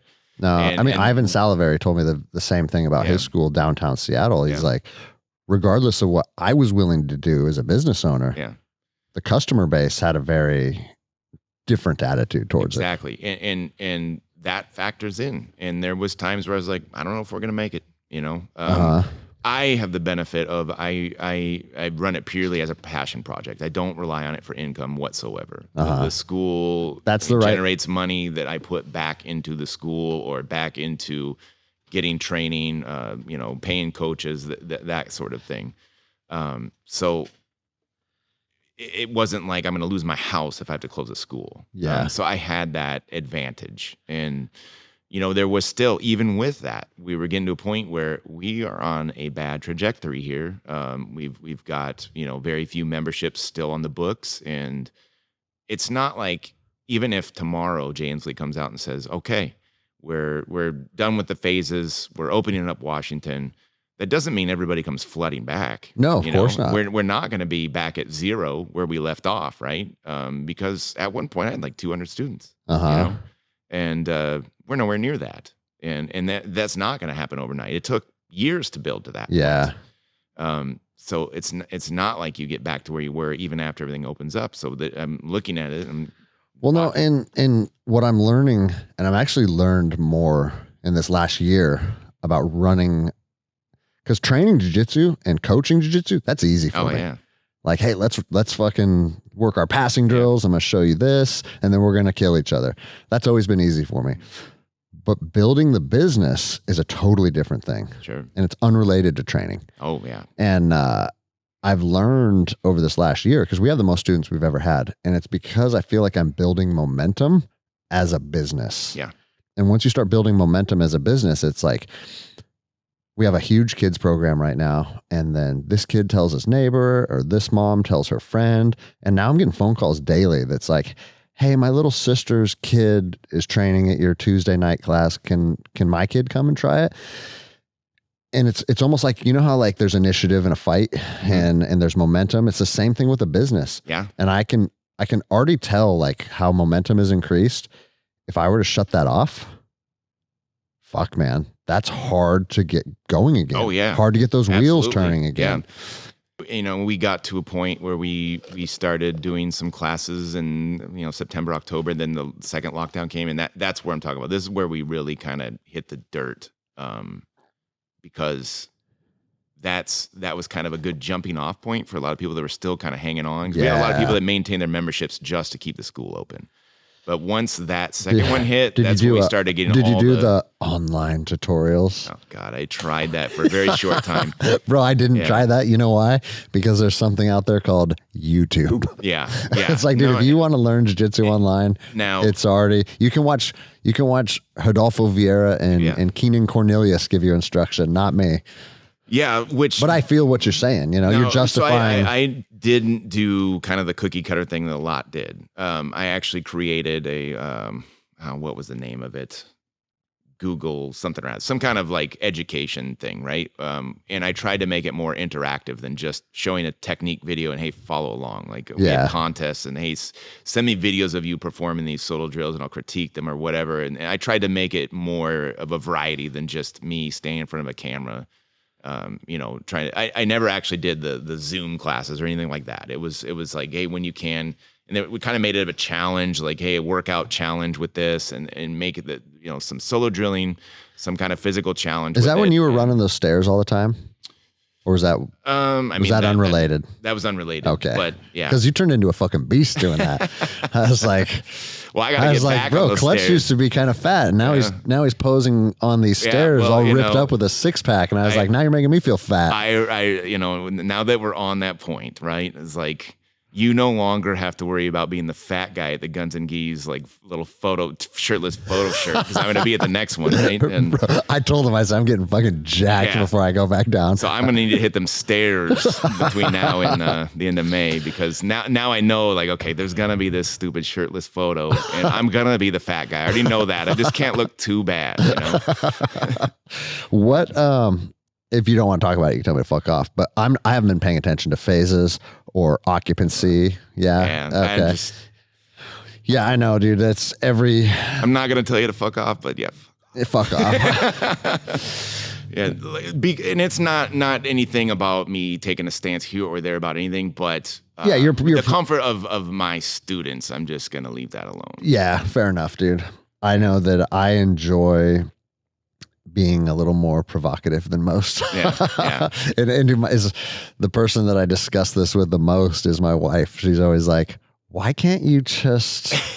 She's like, if you want to open your gym and you want to run practice, why do you have to put it out on Instagram? And I'm like, because nobody can fucking tell me that I can't open my gym. That's why. Yeah. Come and try and fucking stop me. And it's like, yeah, sometimes I'm a little unreasonable, but I told her, I was like, that's who you married. Yeah. I was unreasonable the day you met me. So now you're just fucking dealing with it. Pretty unreasonable since I've known you. But, like, do you remember when I joined the U.S. Marshal Service, you gave me the nightstick? Yeah. I still got that thing in my safe, dude. You know, now that we're on that topic, the elephant in the room, like, where's my blue gun, bro? Oh, the Port of Seattle has your blue gun.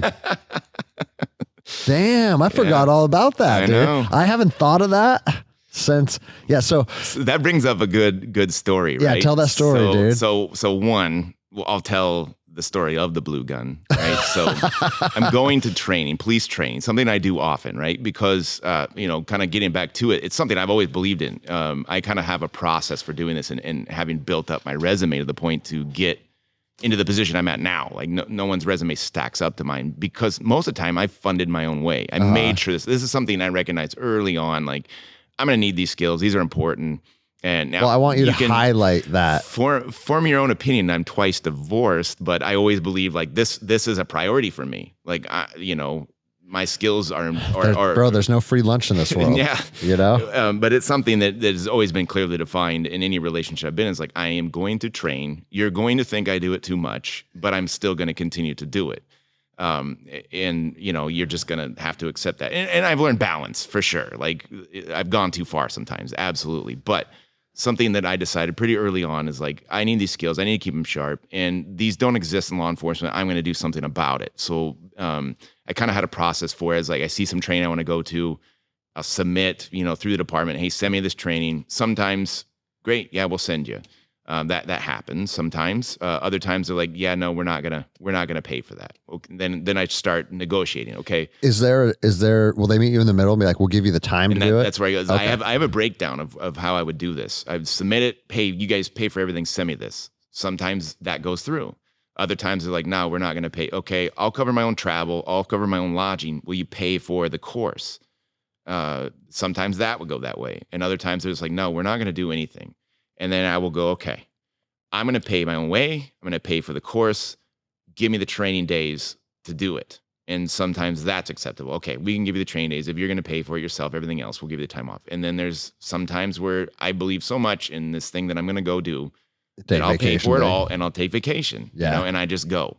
I hope every police officer listening is taking notes right now. And it's fucking important. I have always had a separate account where $200 per paycheck got drafted to it. And it was for gear, for training, for whatever I needed that was kind of in that, capacity. Right. And that's something I've always done. And because I believed in it so much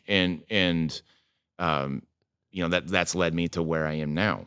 So back to the story of the blue gun, right? Going to some police training and I don't know what the hell I was thinking, first of all, right? I had it in my head, like I was half asleep. It was early in the morning. I packed my bag and I always try and do a carry-on. I hate checking my bag. I've had my luggage lost and everything before. They get stolen. And for people that don't know, as a cop that worked jurisdiction that included the airport, luggage gets stolen constantly. Yeah. Like now I try and run so I can beat my luggage before it falls down onto the belt. Absolutely. If I'm not there waiting, something's gone wrong. Yep. So at any rate, I usually carry on, and this wasn't like a firearms training course or anything I was going to. So there was no firearms required, and I tend to not travel the firearm unless that's the case. Because I was going to California on top of it. And so it just more hassle than it's worth a lot of times. So anyway, I threw this training gear into the bag, and I'm thinking like, oh, it's just a dummy gun. They're not, and I swear, and I've since have like rethought it. I think I made a mistake. I thought I had passed through TSA with training gear, no problem before. I don't think I had. Now I thought back on it. I was like, actually, I remember I brought a separate bag that I actually checked last time. Damn it.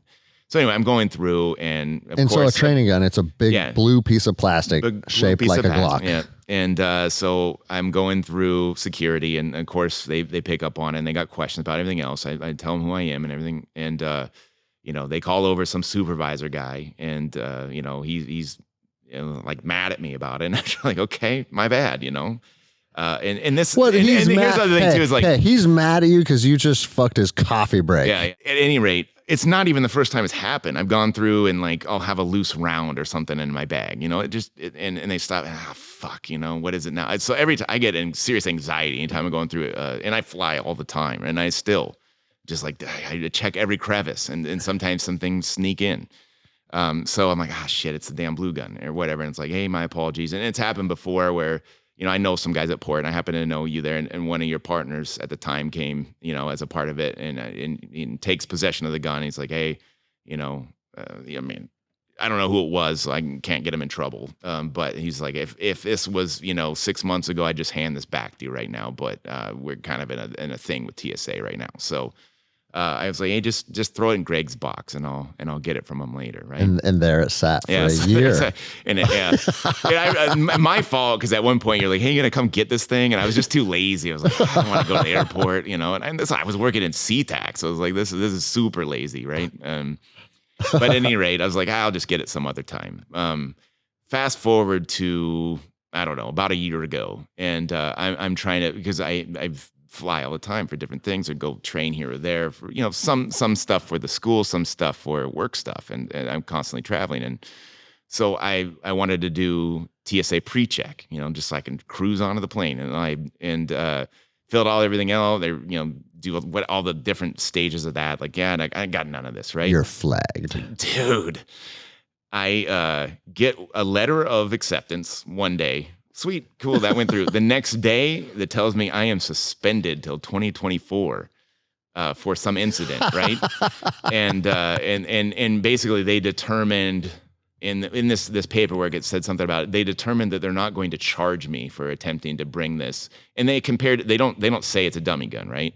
They treat it like I actually try to bring a firearm. It's on the same category as if I try to bring a firearm through security. That's a huge fine, too. They or an explosive, or it was all in the same category. I'm like, wow.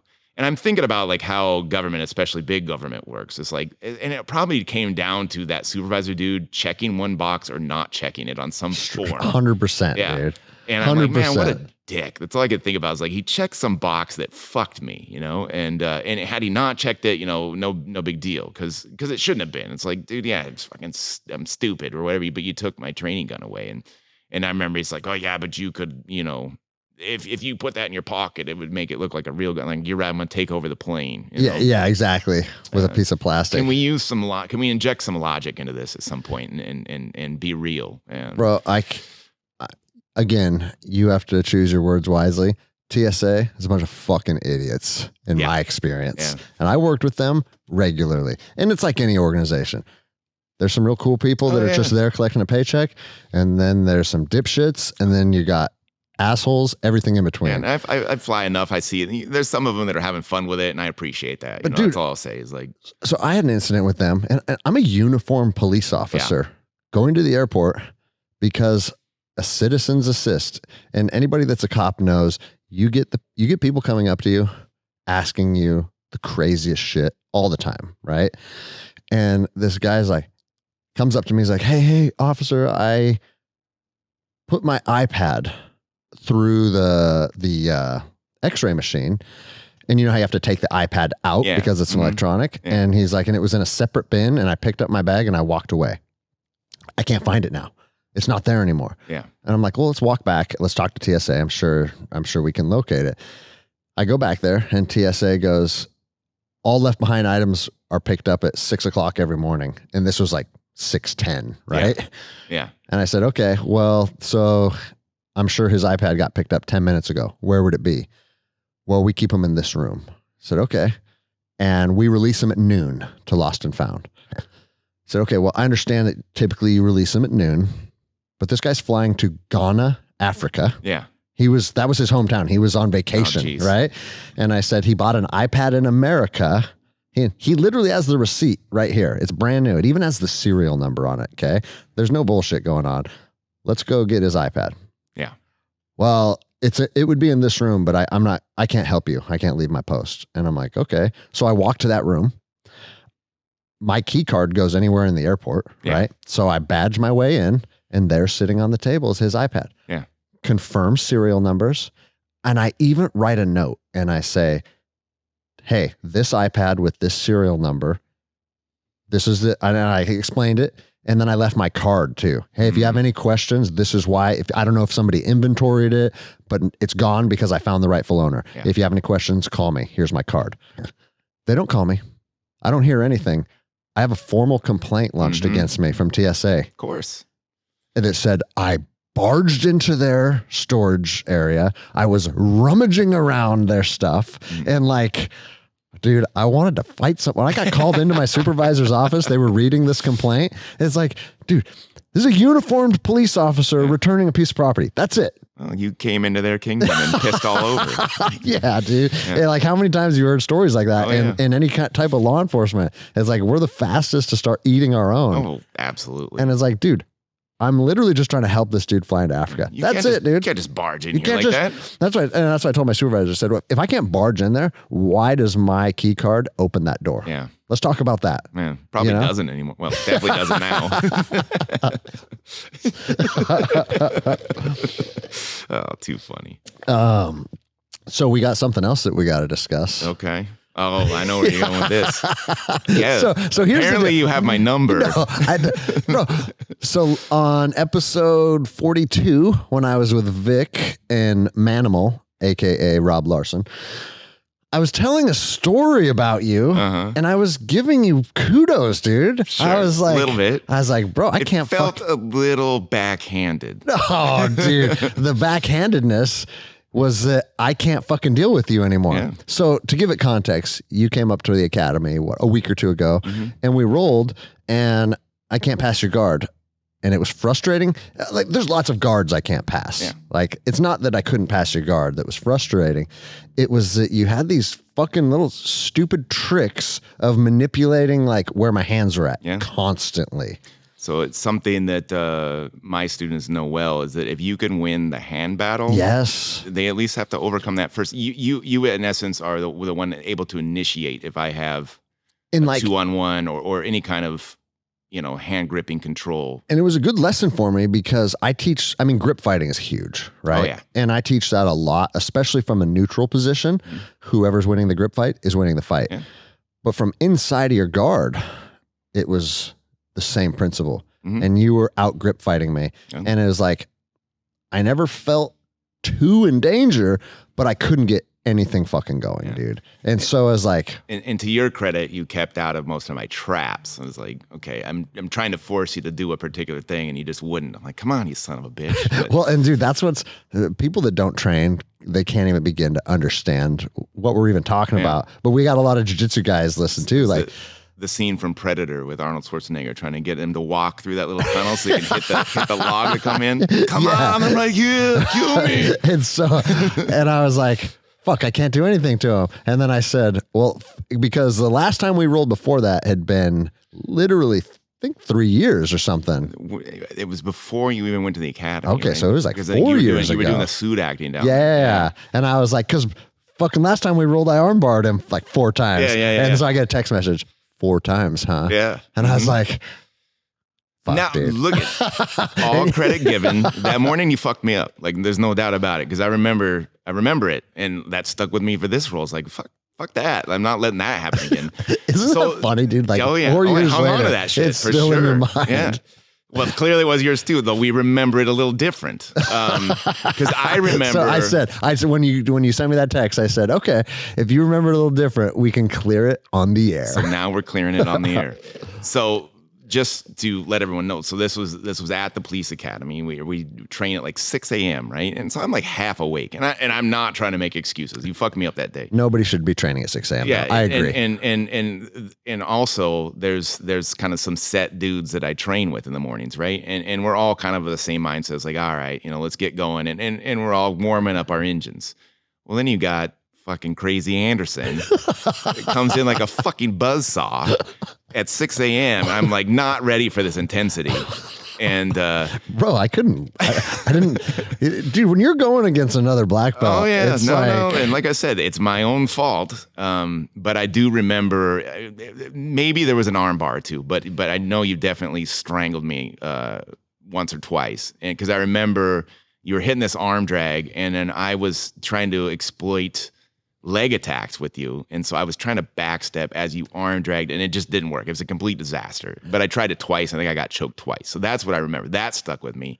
There may have been an armbar in there too, because it gets to a point where you're just like, this is not my day, Okay. And so if we're trying to clear with the you, air. like I feel like with our history, making a comment like I got the number, like that was one battle, and we've been at this at least 15 years, and I could go back to other stories where it was not your day.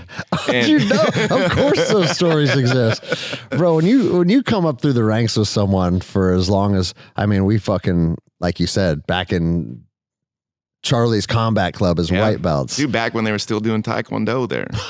Remember that? I'm not saying that I've never been on the receiving end. I'm just saying I thought that I had figured it out, and I fucking didn't. No. And it frustrated the shit out of me. And now I know that it's because it was at 6 a.m. and you hadn't had your coffee yet. Well, so we're going to have to set another date. That, but like, I think, correct me if I'm wrong, but I believe that was the first time in many years. Like, I don't think we because I've been in California for a long time. And so you had all that exposure. So we were completely different grapplers by the time this happened. And even since then, like, I don't know if we're doing the time right, but 4 years ago, man, the exposure I've had in 4 years. I know. I'm completely different now than then. So. And I'm the same, apparently. I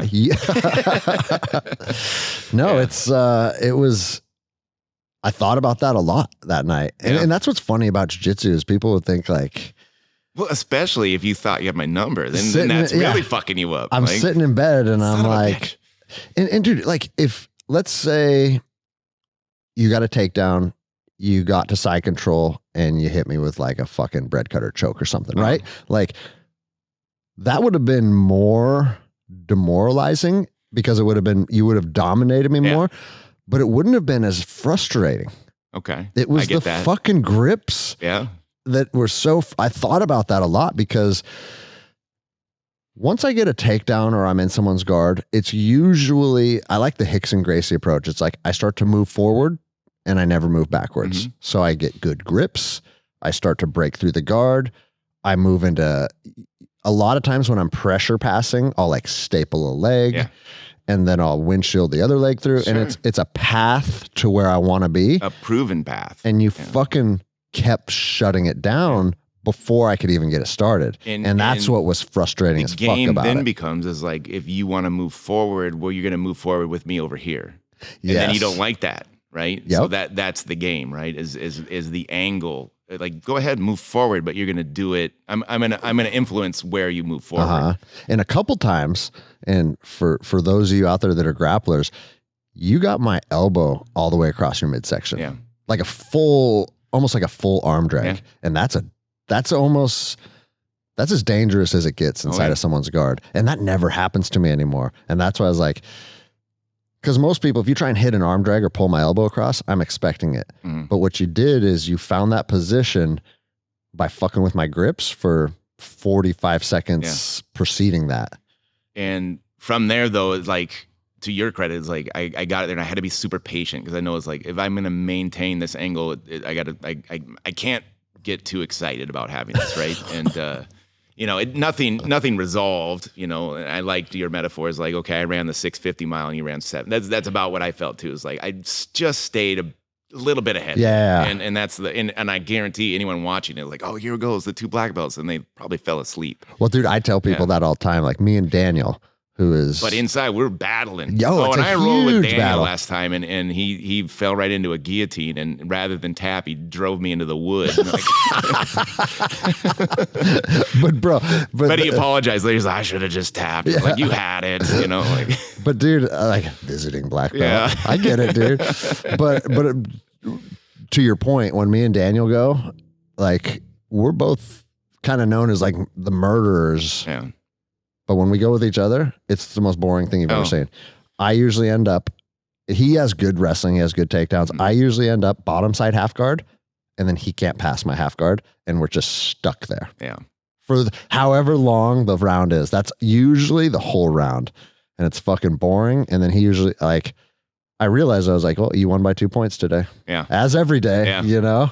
Yeah, and you know it's that way with especially black belts that have the more conventional style, right? You have some that kind of open up their game a little bit more. It's not necessarily that, but you know, like Ian from the academy. Oh, of course. Yeah. Yeah. So when he and I roll, it's that same thing. It's this little battle of inches every damn time. When's the last time you rolled with Ian? Pretty frequently. He's hurt right now. That's right. He's still down there. He came back. Someone you Shout know. out Yeah. Ian Williams. I fucking love he's that injured dude. right now because the person that we've discussed before about Casey, the blue belt from Cascade, Oh, the wrestler. no. Yeah. Is he going through right now? He is. Yeah, Got it. yeah. Okay. Yeah, my department hired him. And so Well, shout out to Casey too, because he came up here and this is what's every year I feel like this becomes more and more relevant in jiu-jitsu. Like when you and I were purple belts, a brown belt would probably get you. You know what I'm saying? Or you would beat most blue belts. I feel like the rank structure kind of established. it was more defined than like for sure. who was going to beat who. Yeah. Now, I bet the white belts that are winning worlds would be fucking problems. Yeah, but then you also have that sandbagging aspect to it. No, you're right. You're right. Because dude. a white belt that's winning worlds is probably a blue or a purple belt. I agree. I agree. Yeah. But like the whole reason this came up is because your guy Casey shows up, No, not my guy. or Andrew's guy. Andrew's guy. Yeah. Yeah. And he's a blue belt, Mm-hmm. and he's a good athlete, Oh yeah. and he's wrestled forever. Yeah. Right. Oh yeah. And so, but And I you don't know that immediately. Well, when yeah, he but touches you. I don't know any of that when I slap and bump. And then when I got underneath him, I knew it Oh, that's what- immediately. yeah. I was like, oh, fuck, dude. He's one of these guys. Oh yeah. You can't sweep him. There's no easy rolling with Casey either, and he shows up to the 6 a.m. sessions. So it's piss poor of me to complain about that. It's like when he shows up, what did he do to me? I was like, God damn it, I was exhausted. Like I think I had trained twice a day before, did a whole strength and conditioning workout and everything, and then I come in, and when I run class too, I'm not getting home till 10:30 at night, and I eat and I go to bed, and I'm back up at 4:30 in the morning, and so I come in and I'm sore, and and it's just my usual train. And I see Casey shuffling in, like, oh, son of a bitch, Bro, no, you know what? When I used to feel that, it used to make me feel like a bitch. Because I used to be like, if you're not chasing the hardest rounds in the room, you're being a pussy. Oh yeah. So look around. Who's the toughest guys that are here tonight? That's who I want to roll. Oh no, with. and it's But bro, we're fucking 40. We've been at this 20 years. And here's the other thing. Like we both run jiu-jitsu academies. So I'm here 5 nights a week. Yeah. And then you get some fucking beast that trains 3 nights a week. And every time he sees you, he wants to go. Yeah. And it's like, dude, I'm here every fucking night. Some guys are here 1 or 2 nights a week and just want to get it on. And I'm done with that. And dude. normally I don't mind if I'm sore or tired or whatever. It's like most people I can handle that, or keep it at a pace where I'm all right. But there's no doing that with him. It's, Yeah. like I said, that's not an easy role, and he's gonna fight you. And you have to, but the reality of where we're at in life, you have to manage your body differently than we used to. No, that's And absolutely true. And it's I try hard to do, and especially you, man. Your neck, like you My went neck's through. good now. Well, neck's you good look now. like the Terminator. Funny story in that we'll have to get back to, because I want to finish up the point with Casey. But it's just kind of funny because I'm like, son of a bitch, man. Like, I don't want to fight you today. And then he just got me right away. It's like, well, what do you want to do? You want to do kumbaya? I'm like, all right, fucker. We're doing this, right? And of course, I come out of there and I let him. I didn't let. Like, I'm tired in his intensity. I just couldn't keep up, and he passed my guard, and so I end up with him just cross facing the shit out of me for a whole round.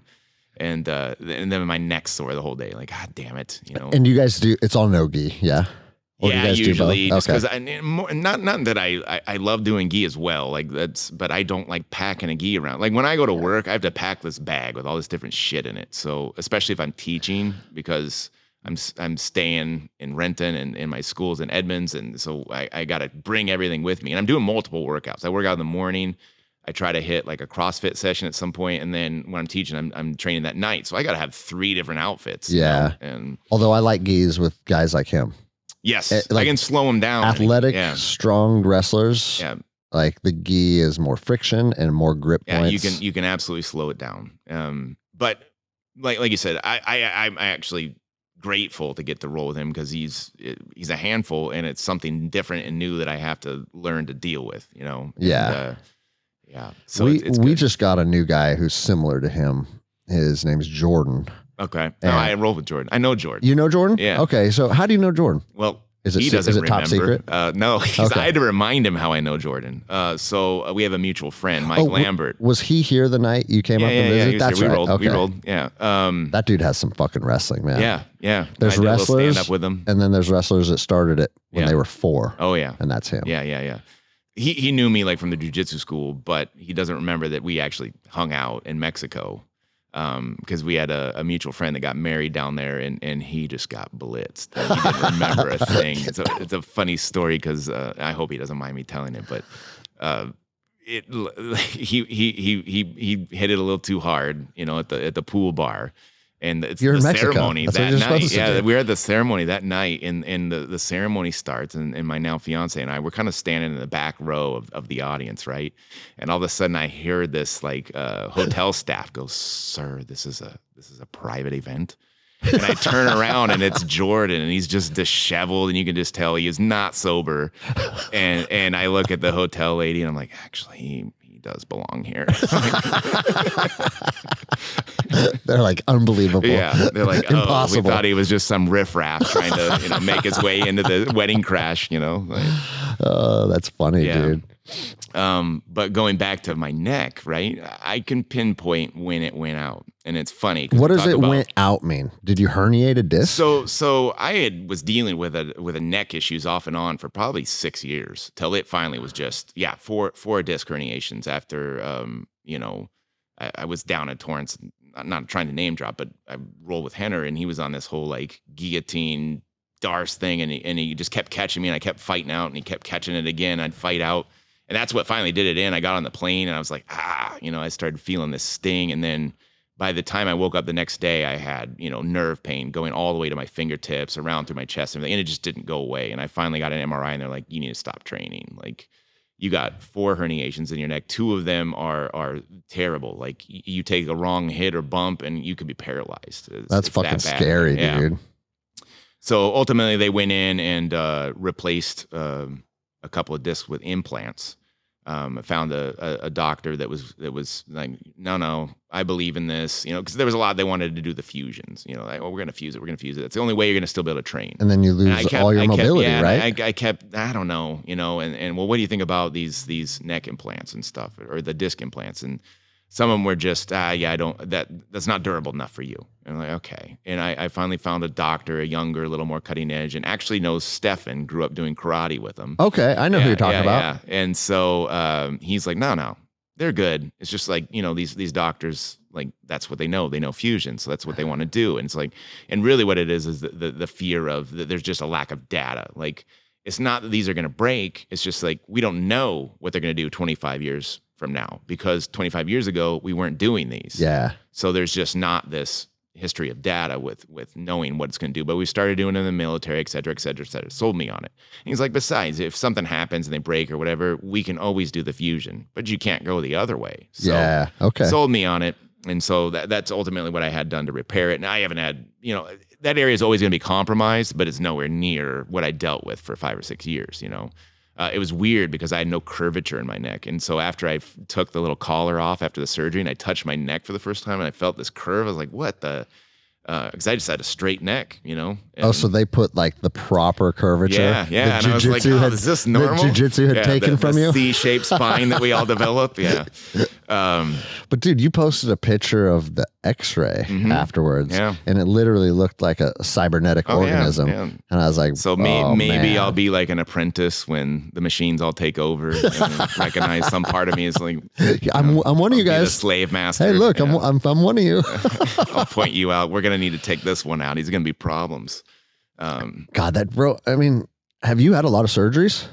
I mean, two on my low back and then the one in my neck. That's the major ones. You know, my nose, you know, they went in and I mean, that's why I had the same deviated septum. Got it. Everybody that's done any kind of training has. I've broken my nose a few times. And I showed you the picture of mine. Oh, yeah. And that's what scared me away from doing it. I'm like, I'm not doing that.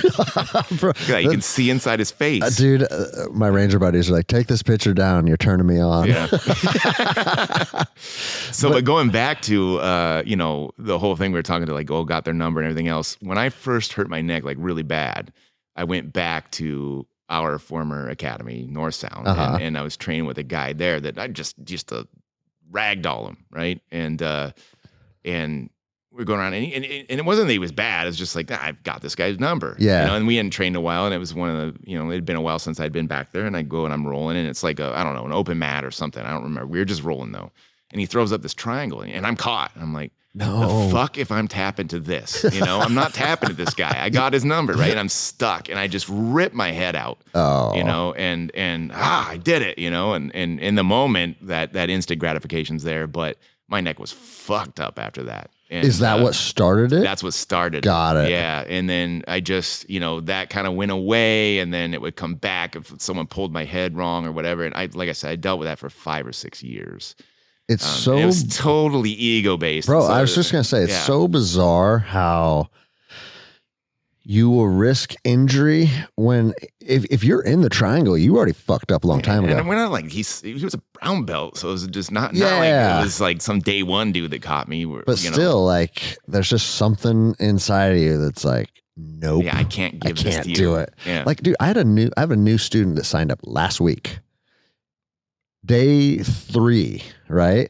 I have him in a fully extended armbar, fully like 0% chance of escape.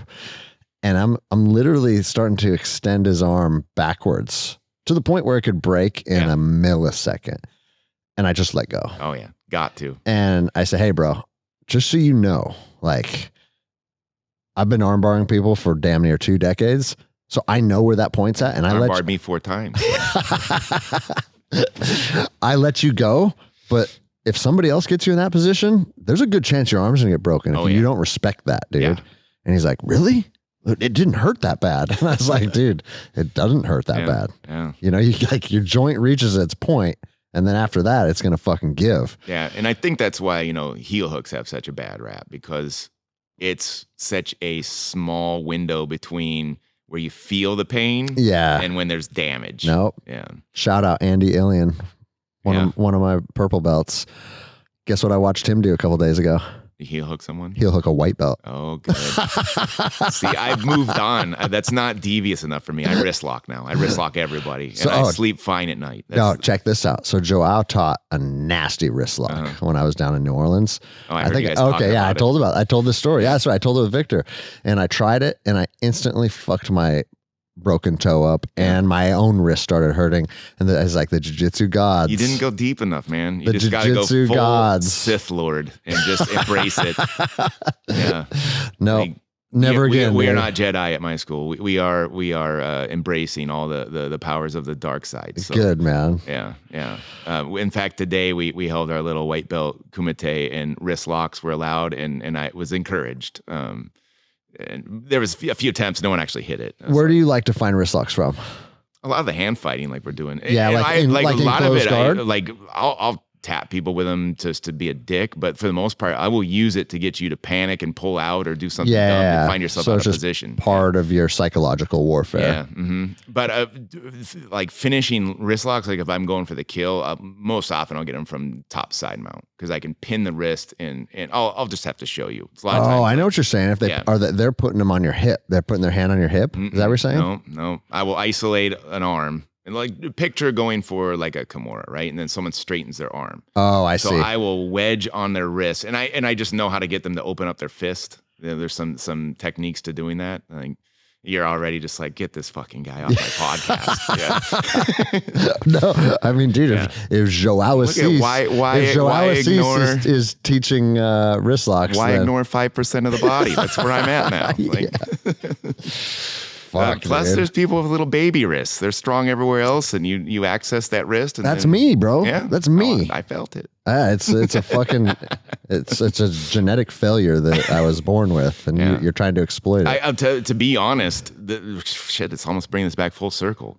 The whole reason I started out like doing wrist locks and stuff is because me and one of the guys that get together in the morning at the academy are rolling, right, and he was underneath who we talked about earlier, Bob Bragg. As like the head DT guy at the academy. Oh, Bob would roll with you guys? No. Bob was there. So this guy's like, well, it's Sean. I mean, you know Sean. Yeah.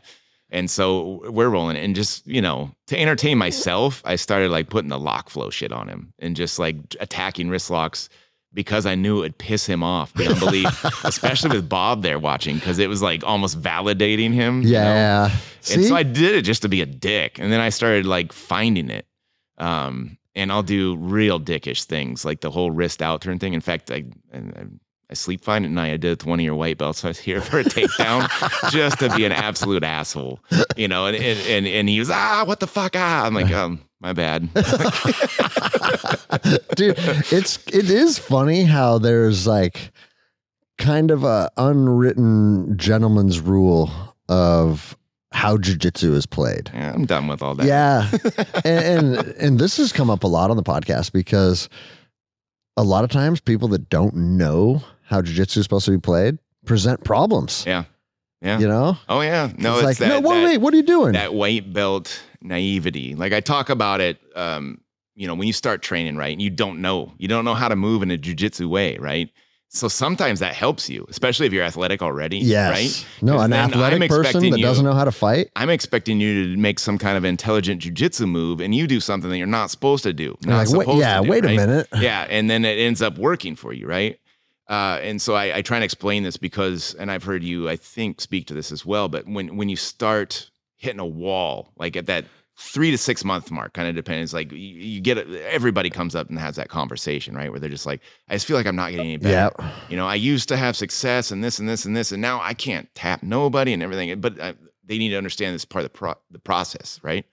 Is now you're moving in a jiu-jitsu way, and now you're trying to apply these things you've learned, these concepts and some of these techniques, but you're doing it at a slower frequency than the people that have been doing it longer, right? Yeah. So now you're trying to apply it on somebody, whereas before you just had this spastic energy or this athleticism that, oh man, I caught an arm, and you're getting that occasional submission, or you're escaping things because you're just not. But now when you're trying to apply it, you're just slower, and that's part of it. And you're going to do that for a while, and you're going to keep hitting that wall, and you got to power through these plateaus, and you're going to keep hitting them. And they never stop. They never stop. I just broke through a plateau. I feel like when I was in Louisiana. Yeah. I felt like being in a different environment, rolling with some different guys, rolling with Joao again, kind of broke me through like this stagnant point that I was in. And I'm having trouble, because I don't get there, and I'll tell you why. When I left North Sound, because I moved south, right? And I started at the school that is my school now, Kindred. It was called Edmonds BJJ then. It was me and one other purple belt. And it's not like he knew more than me. It's not like he was teaching me. Yeah. And so we trained, but I had no one mentoring me. And I didn't have a Joao. I didn't have anybody that, John Sylvester promoted me, but I haven't, learned very little jujitsu from him. He just said, hey, you're black belt level, put a black belt on me.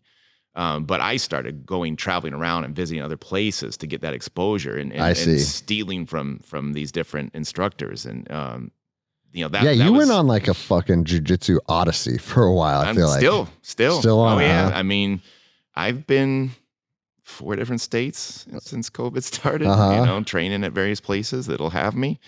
Yeah. And, to me now that's one of the coolest aspects of this is because everybody's cool. You go and you train and, it's fucking rad. The community is awesome. Yeah. Dude. And you realize that like, it's not very big either, the community, and it's growing all the time now. It's at, every day that passes, jiu-jitsu is bigger than it was the day every before. podcast that drops. Yeah. When you so got every podcaster saying, do jiu-jitsu. Yeah. And so that's great, but it's still a relatively small community. Have you ever rolled with any of Danaher's guys?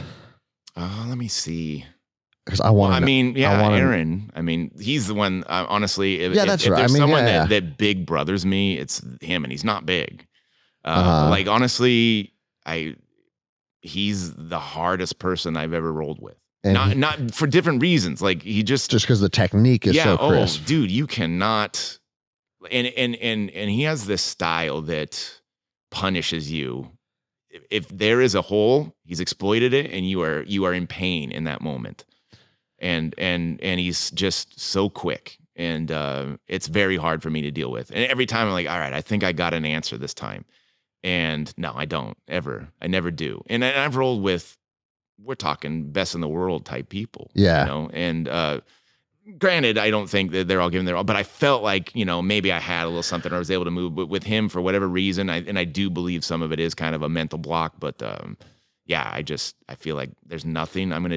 And even if I start like getting a position, I have to hold on for like dear life in order to maintain it, because I feel like the second I make a wrong move, he's out of here, and I'm going to be running for my life again. And that usually is how it plays out. So it's fascinating. Yeah. How and one guy has been able to build an army of people that all roll like that. He is of a different era, okay, because he's a 3rd degree black belt under, and I'm talking about Aaron Milam, and he's a 3rd degree black belt under both John Danaher and oh geez, it's gonna kill me. No. Carlson Gracie guy. Shit, I'm drawing a blank. Oh, it'll come to me. Oh, hey, Diogo. Okay.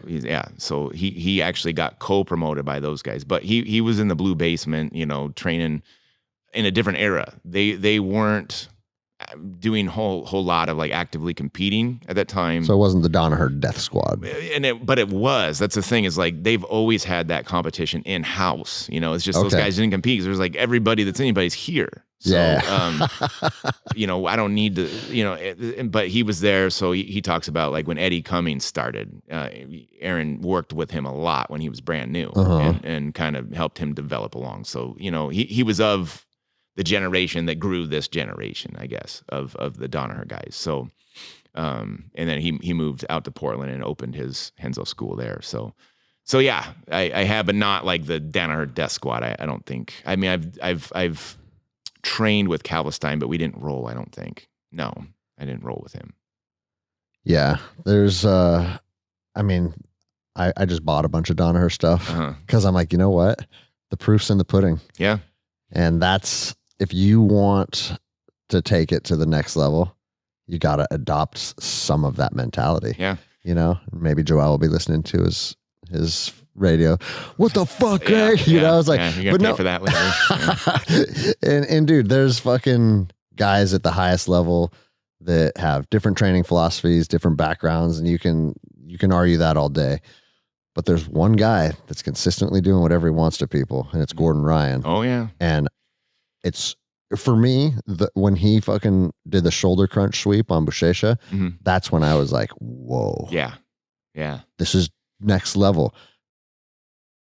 Before on the show, Buchecha makes me feel like this is my first hour on the mats. Yeah.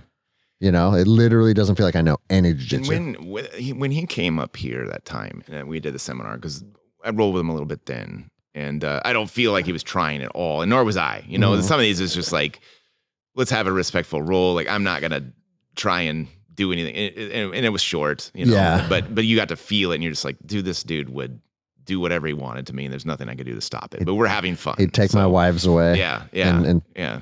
And make me a slave. And it's kind of like, you know, that seminar we went to, it was like Anderson Silva and stuff. So yeah, I got to spar with Anderson Silva, but it's not like I forgot about really that, dude. Sparring, you know, he's just kind of playing around.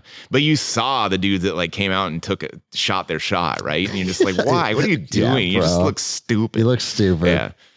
At that time, he was the best in the world. Oh yeah, you know? Yeah. And so same thing with the role with Buchecha was just like, okay, this is cool. It's an experience, you know, and that's all it really was. And he's, you know, given me the time, and that's really all it was. So I don't even count. But now Aaron will just decimate me. That's different. Like and he won't, and he'll talk shit and just like, and he's a terrible person. He really is. All right. Well, fuck, dude. We're at 2 hours and 10 minutes already. Dang. That's a wrap, dude. Yeah. But I liked you as a guest enough that I think you're going to come back on the show sometime. Yeah, man. That's Yeah, fucking rad. there's a lot to talk about, you know. There's a lot of the police stuff that we didn't get to, and it's, you know, we'll save it for another time. I always like to give people an opportunity, Yeah. and you'd be surprised. Like every time I have a person on that has a jiu-jitsu academy, they get a couple students out of it. That's cool. So let them know your jiu-jitsu academy, where you're at, and Kindred how to. Jiu Jitsu in Edmonds, and you can check us out, kindredjj.com. Everything you need to know is on the website.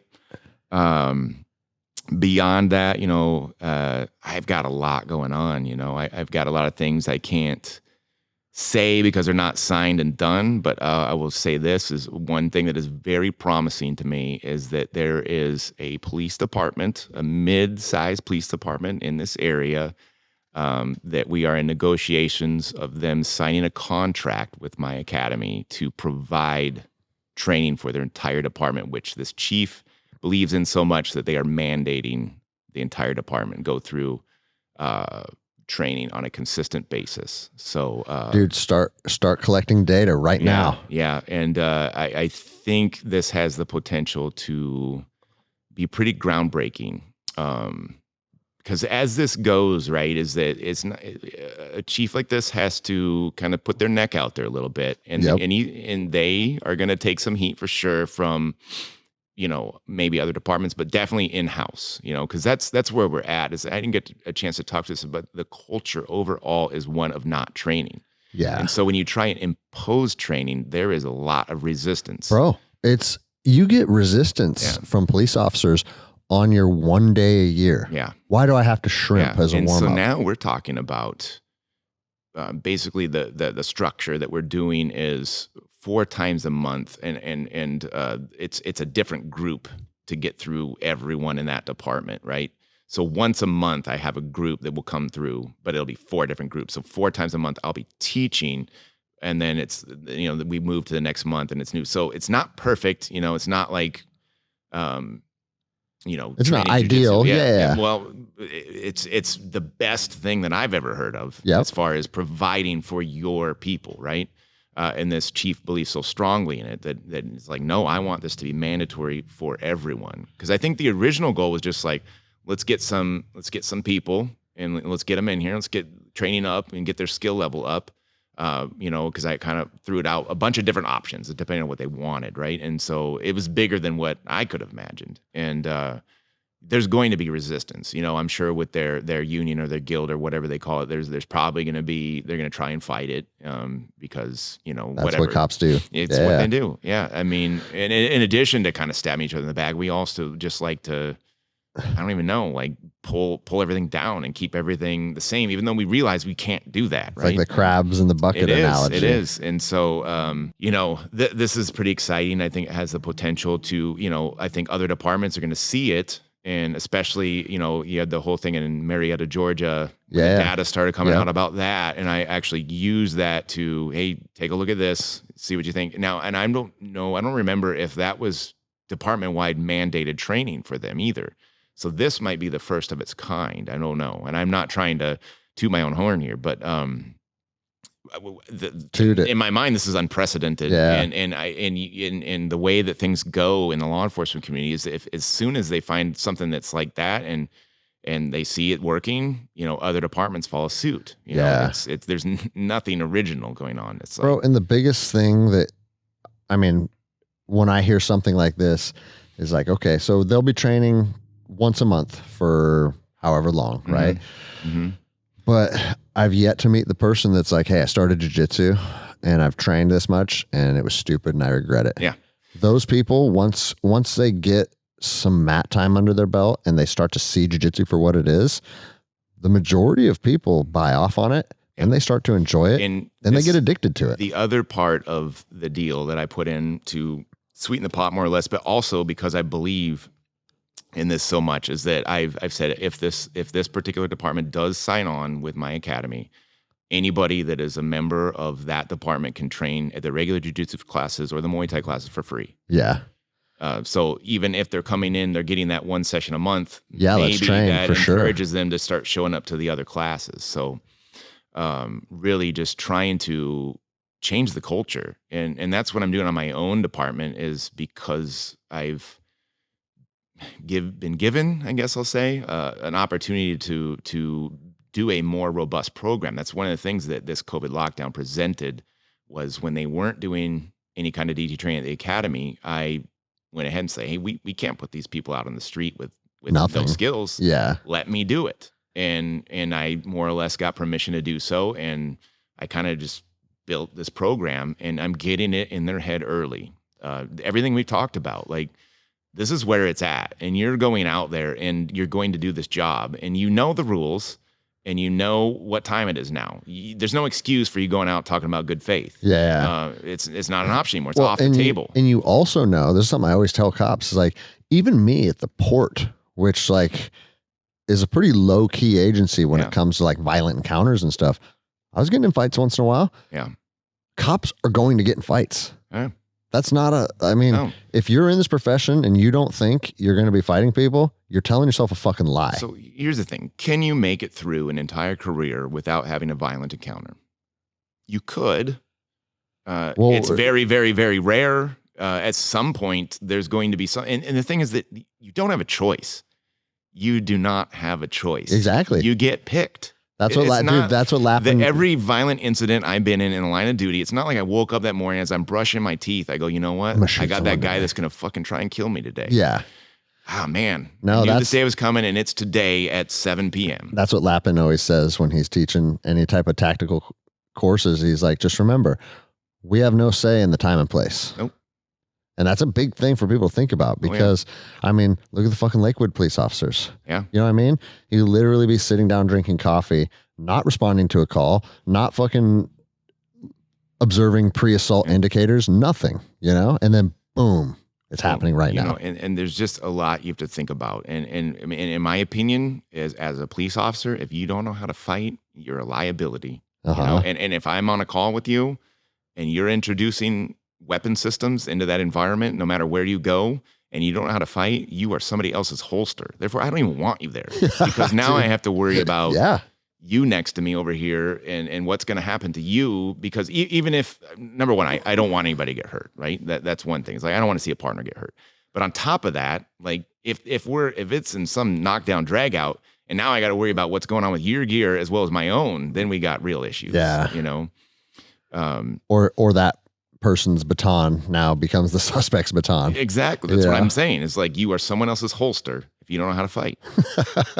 You know? And you know, there's a lot more I could go on about this, but you know, I'm excited for this. I'm excited for the prospect of actually implementing change. It's going to take a cultural shift, because I don't know like a large department. How do you go about training your people? You know, so is it even in the capacity? Let's say we decide, you know what, it's actually the department's responsibility to train you. Because you could do that, right? As a cop, you could sit here and you could tell me, you know what, Kyle, fuck you. I'm not going to train on my own, because if the department says I need these skills, then the department. I hear that all the time, dude. And it's a bullshit argument. It is. I agree. But can I say, like, no, you're wrong? I mean, there is a case to be made there, right? Yeah, you're right. I mean, and you're going to decide what's important to you and what's not. Okay. But so let's just say we agree with that, just for argument's sake. Let's say, okay, I don't know if the department has the capacity to do so, because I see, even with our once a year, 2-year cycle, or one time every 2 years, how much that cost to get the department trained. Yeah. It's just, I don't know if it's possible to do something that's actually worthwhile, you know? Because as we've talked about, bro, I've said how do you make the best of a time on, let's say you had that one in-service session a year. How do you make that not a waste of time for everybody involved? It's almost impossible. Yeah, it's about exposure, right? And you try and get through to them to, like, basically what it's come down to is, like, I'm begging you to train, you know? Yeah, I wonder, now I'm going to have to ponder this. And I pondered it before, and I've yet to come up with the easy solution answer. Is that everybody just agrees I have to train on my own, right? And that's where I'm at, because look at it this way, is like, if you get into some shit that you're doing and you're doing the best that you know how to do, but nobody likes it, the public hates it, okay? And I don't care if you think you're justified. You may be. It doesn't matter anymore, though. Yeah, you're right. It doesn't. Yeah. So if the public doesn't like it, you're fucked. And it's not like departments are going to come out and step in front of you and say, we failed to train them sufficiently. No, of course not. That's never going to happen. Well, one thing that So again, here we are where you know the rules. You're playing the game willingly. No one's making you. And I guess, you can keep going with what you got. Like I tell everybody in training is like, I'm going to be fine. I'm not here for me. Yeah. I'm here in front of you guys really trying to get through to you because I give a shit. And, activism takes a lot of forms. And I believe, like, I've been preaching this for a long time. And I'm sure you're of the same mind. As soon as people of our caliber came into this profession and we're seeing this stuff and we're going, this is fucking insane. And why do we keep doing it? And, and everything else has evolved. The cars we drive are better. Yep. The communication systems are better. The equipment is better. Our vests are better. We have better firearms. We have better, sights and lights and everything else. If you've switched to Glock, you have a better firearm. Yeah, we always had Glocks, but we used to have the 40 cal Glocks, the shitty 22s. We dumped those finally. But I mean, everything else has evolved, but yet we kept the same way of kind of doing our force training, doing our defensive tactics, and it's clearly not sufficient. But we are unwilling to upgrade. We'll upgrade every other aspect, but that one. Well, one thing that I always tell cops is that if you join a jiu-jitsu academy and you start training consistently, what you're going to find is not only is it going to have a direct correlation to your proficiency when you're on patrol, but dude, it's a workout. You're getting fitter. Yep. You're building a community. You're forging friendships. And dude, when I was in Los Angeles, hanging out with my jiu-jitsu guys was like, it was a nice break. Oh yeah. From being around cops all the time. And I'm not saying some of your best friends can't be your coworkers and your partners, but if you work all day as a cop and then at night you're at the bar with a bunch of cops, I'm telling you, for your own mental health, it's nice to diversify your peer group a little bit. Yeah. And what jiu-jitsu does is it starts to bring you around different people. Yeah.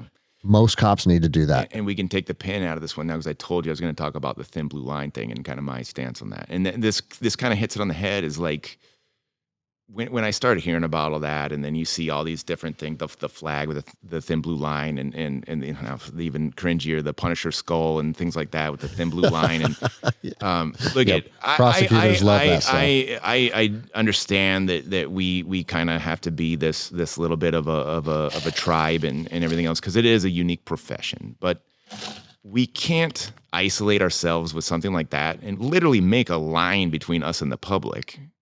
And then start complaining about, well, the public's against us. Mm-hmm. I feel like that is a fundamental flaw. If we already start separating ourselves, and then now we're trying, you guys are excluding us. It's a weird thing, and I've never been big on. And like you were trying to flip some shit about the whole Marine thing earlier. I was like, fuck no, I was never that gung ho either, And that translated to the cop job too. It's like there's amazing people in this profession. Don't get me wrong, and there's some people that we'd lay down our lives for one another. And that's the reality of it. But I am not big on. We are still a community service element, and we can't separate ourselves from that. I think the more we just accept that we're a part of this. It's not us and them. Yep, I love that. It's only us. And I believe the symbolism behind that does create divide, and it's not cool either. I've never been like, well, that's something. Or you start to think like we're more special. Exactly. Yeah. Exactly. And I think that's the wrong mindset, and maybe I'm going to catch some hate from that or whatever. It's like, no, dude, anybody that hates you for that has their head up their ass. Yeah. Like cops should be just just another member of their society. Yeah. And if you're a fucking plumber or an electrician or a police officer, like, cool, that's what you do for work. Yeah. But we can all be friends. We can all hang out. Sure. Like it shouldn't be any type of divide. I agree with that. I think and that's a lot created of cops, more problems than. As I say, a lot of cops do. Yeah. They only hang out with other cops. Yep. You don't know what it's like. Yeah. nobody understands me. All that stuff is created in your own mind. Oh yeah. Because guess what? A lot of people in all professions are going through hard times, are going through depression, are dealing with a shitty boss or a shitty policy. Like everybody deals with this stuff. Yeah. So don't put yourself in that little exclusive club just because you're a police officer. Agreed. You know? And I, to be fair, I haven't always believed that. I think there was a point in my career where I just took a step back and went, what are we doing? You know, why are things this way? And, you know, older, wiser, whatever you want to look at it as, but, you know, I have a different perspective now, and this, you know, and I think I'm right, you know, on this one where we've really got to start taking a look at tradition and the culture and everything else, and maybe things like these high profile things that are happening right now, no matter what you think about them, if it makes us do that, and then at the end of it, we're better for it, then, you know, what else can you ask for? Then ultimately we could turn this into something productive. Yeah.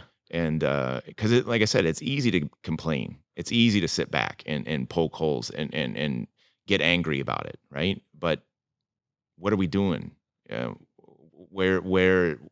How is this getting anything better? Things are going to happen, and the change is already there, and you can't stop it. We tried.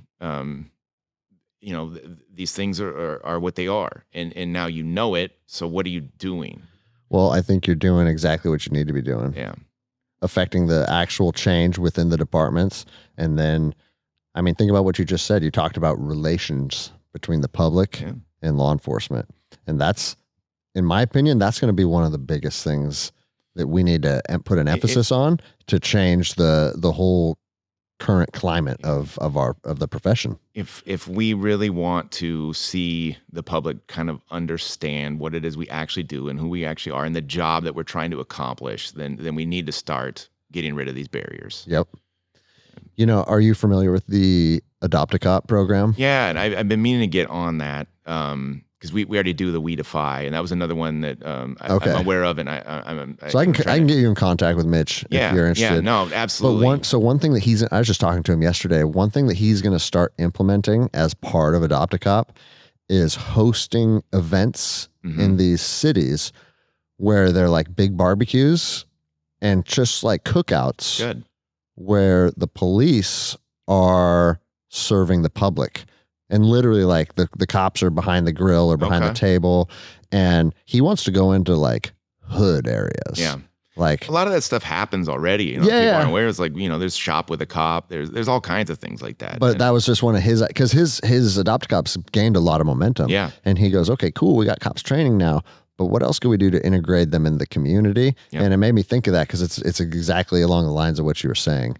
And like face-to-face interaction, talking, conversations. Like you go spend an hour at some barbecue talking to a group of people on both sides of the fence. Yeah. Like, oh, we're just people. There's many things that present this problem of the divide that we have, or the narrative that keeps getting cast on us or whatever. Like, I'm just influencing the one that I really can, that I feel like, you know, so the training aspect is one that stands out, and it's been there forever. I'm addressing that, but it's exactly right. More getting ingrained and intertwined with the community is huge. You know, what better way than to show people what you're about than letting them know who you are? Yeah, and actually having face to face. Yeah, exactly. Yeah. Like, we're just fucking people. Just fucking people. Just people, man. Yeah. And you're not any more or less special. But that's both sides of it, right? Of course. You want to be that cop that wants to act like you're better. You know, you're just a person too. Just a fucking person. Calm the fuck down there. You know? Yep. Yeah. All right. Well, I think you weaseled your way to a second episode because it'll be interesting to like let this play out for a little bit, see where you're at, come back on and talk about it. I think people will be excited, I'm man. Totally game. Totally game. All right, cool. Well, we're at 2 hours and 27 minutes. We're going to wrap this up. So thanks for coming, man. Thanks for having me. And we'll do it again. Sounds good.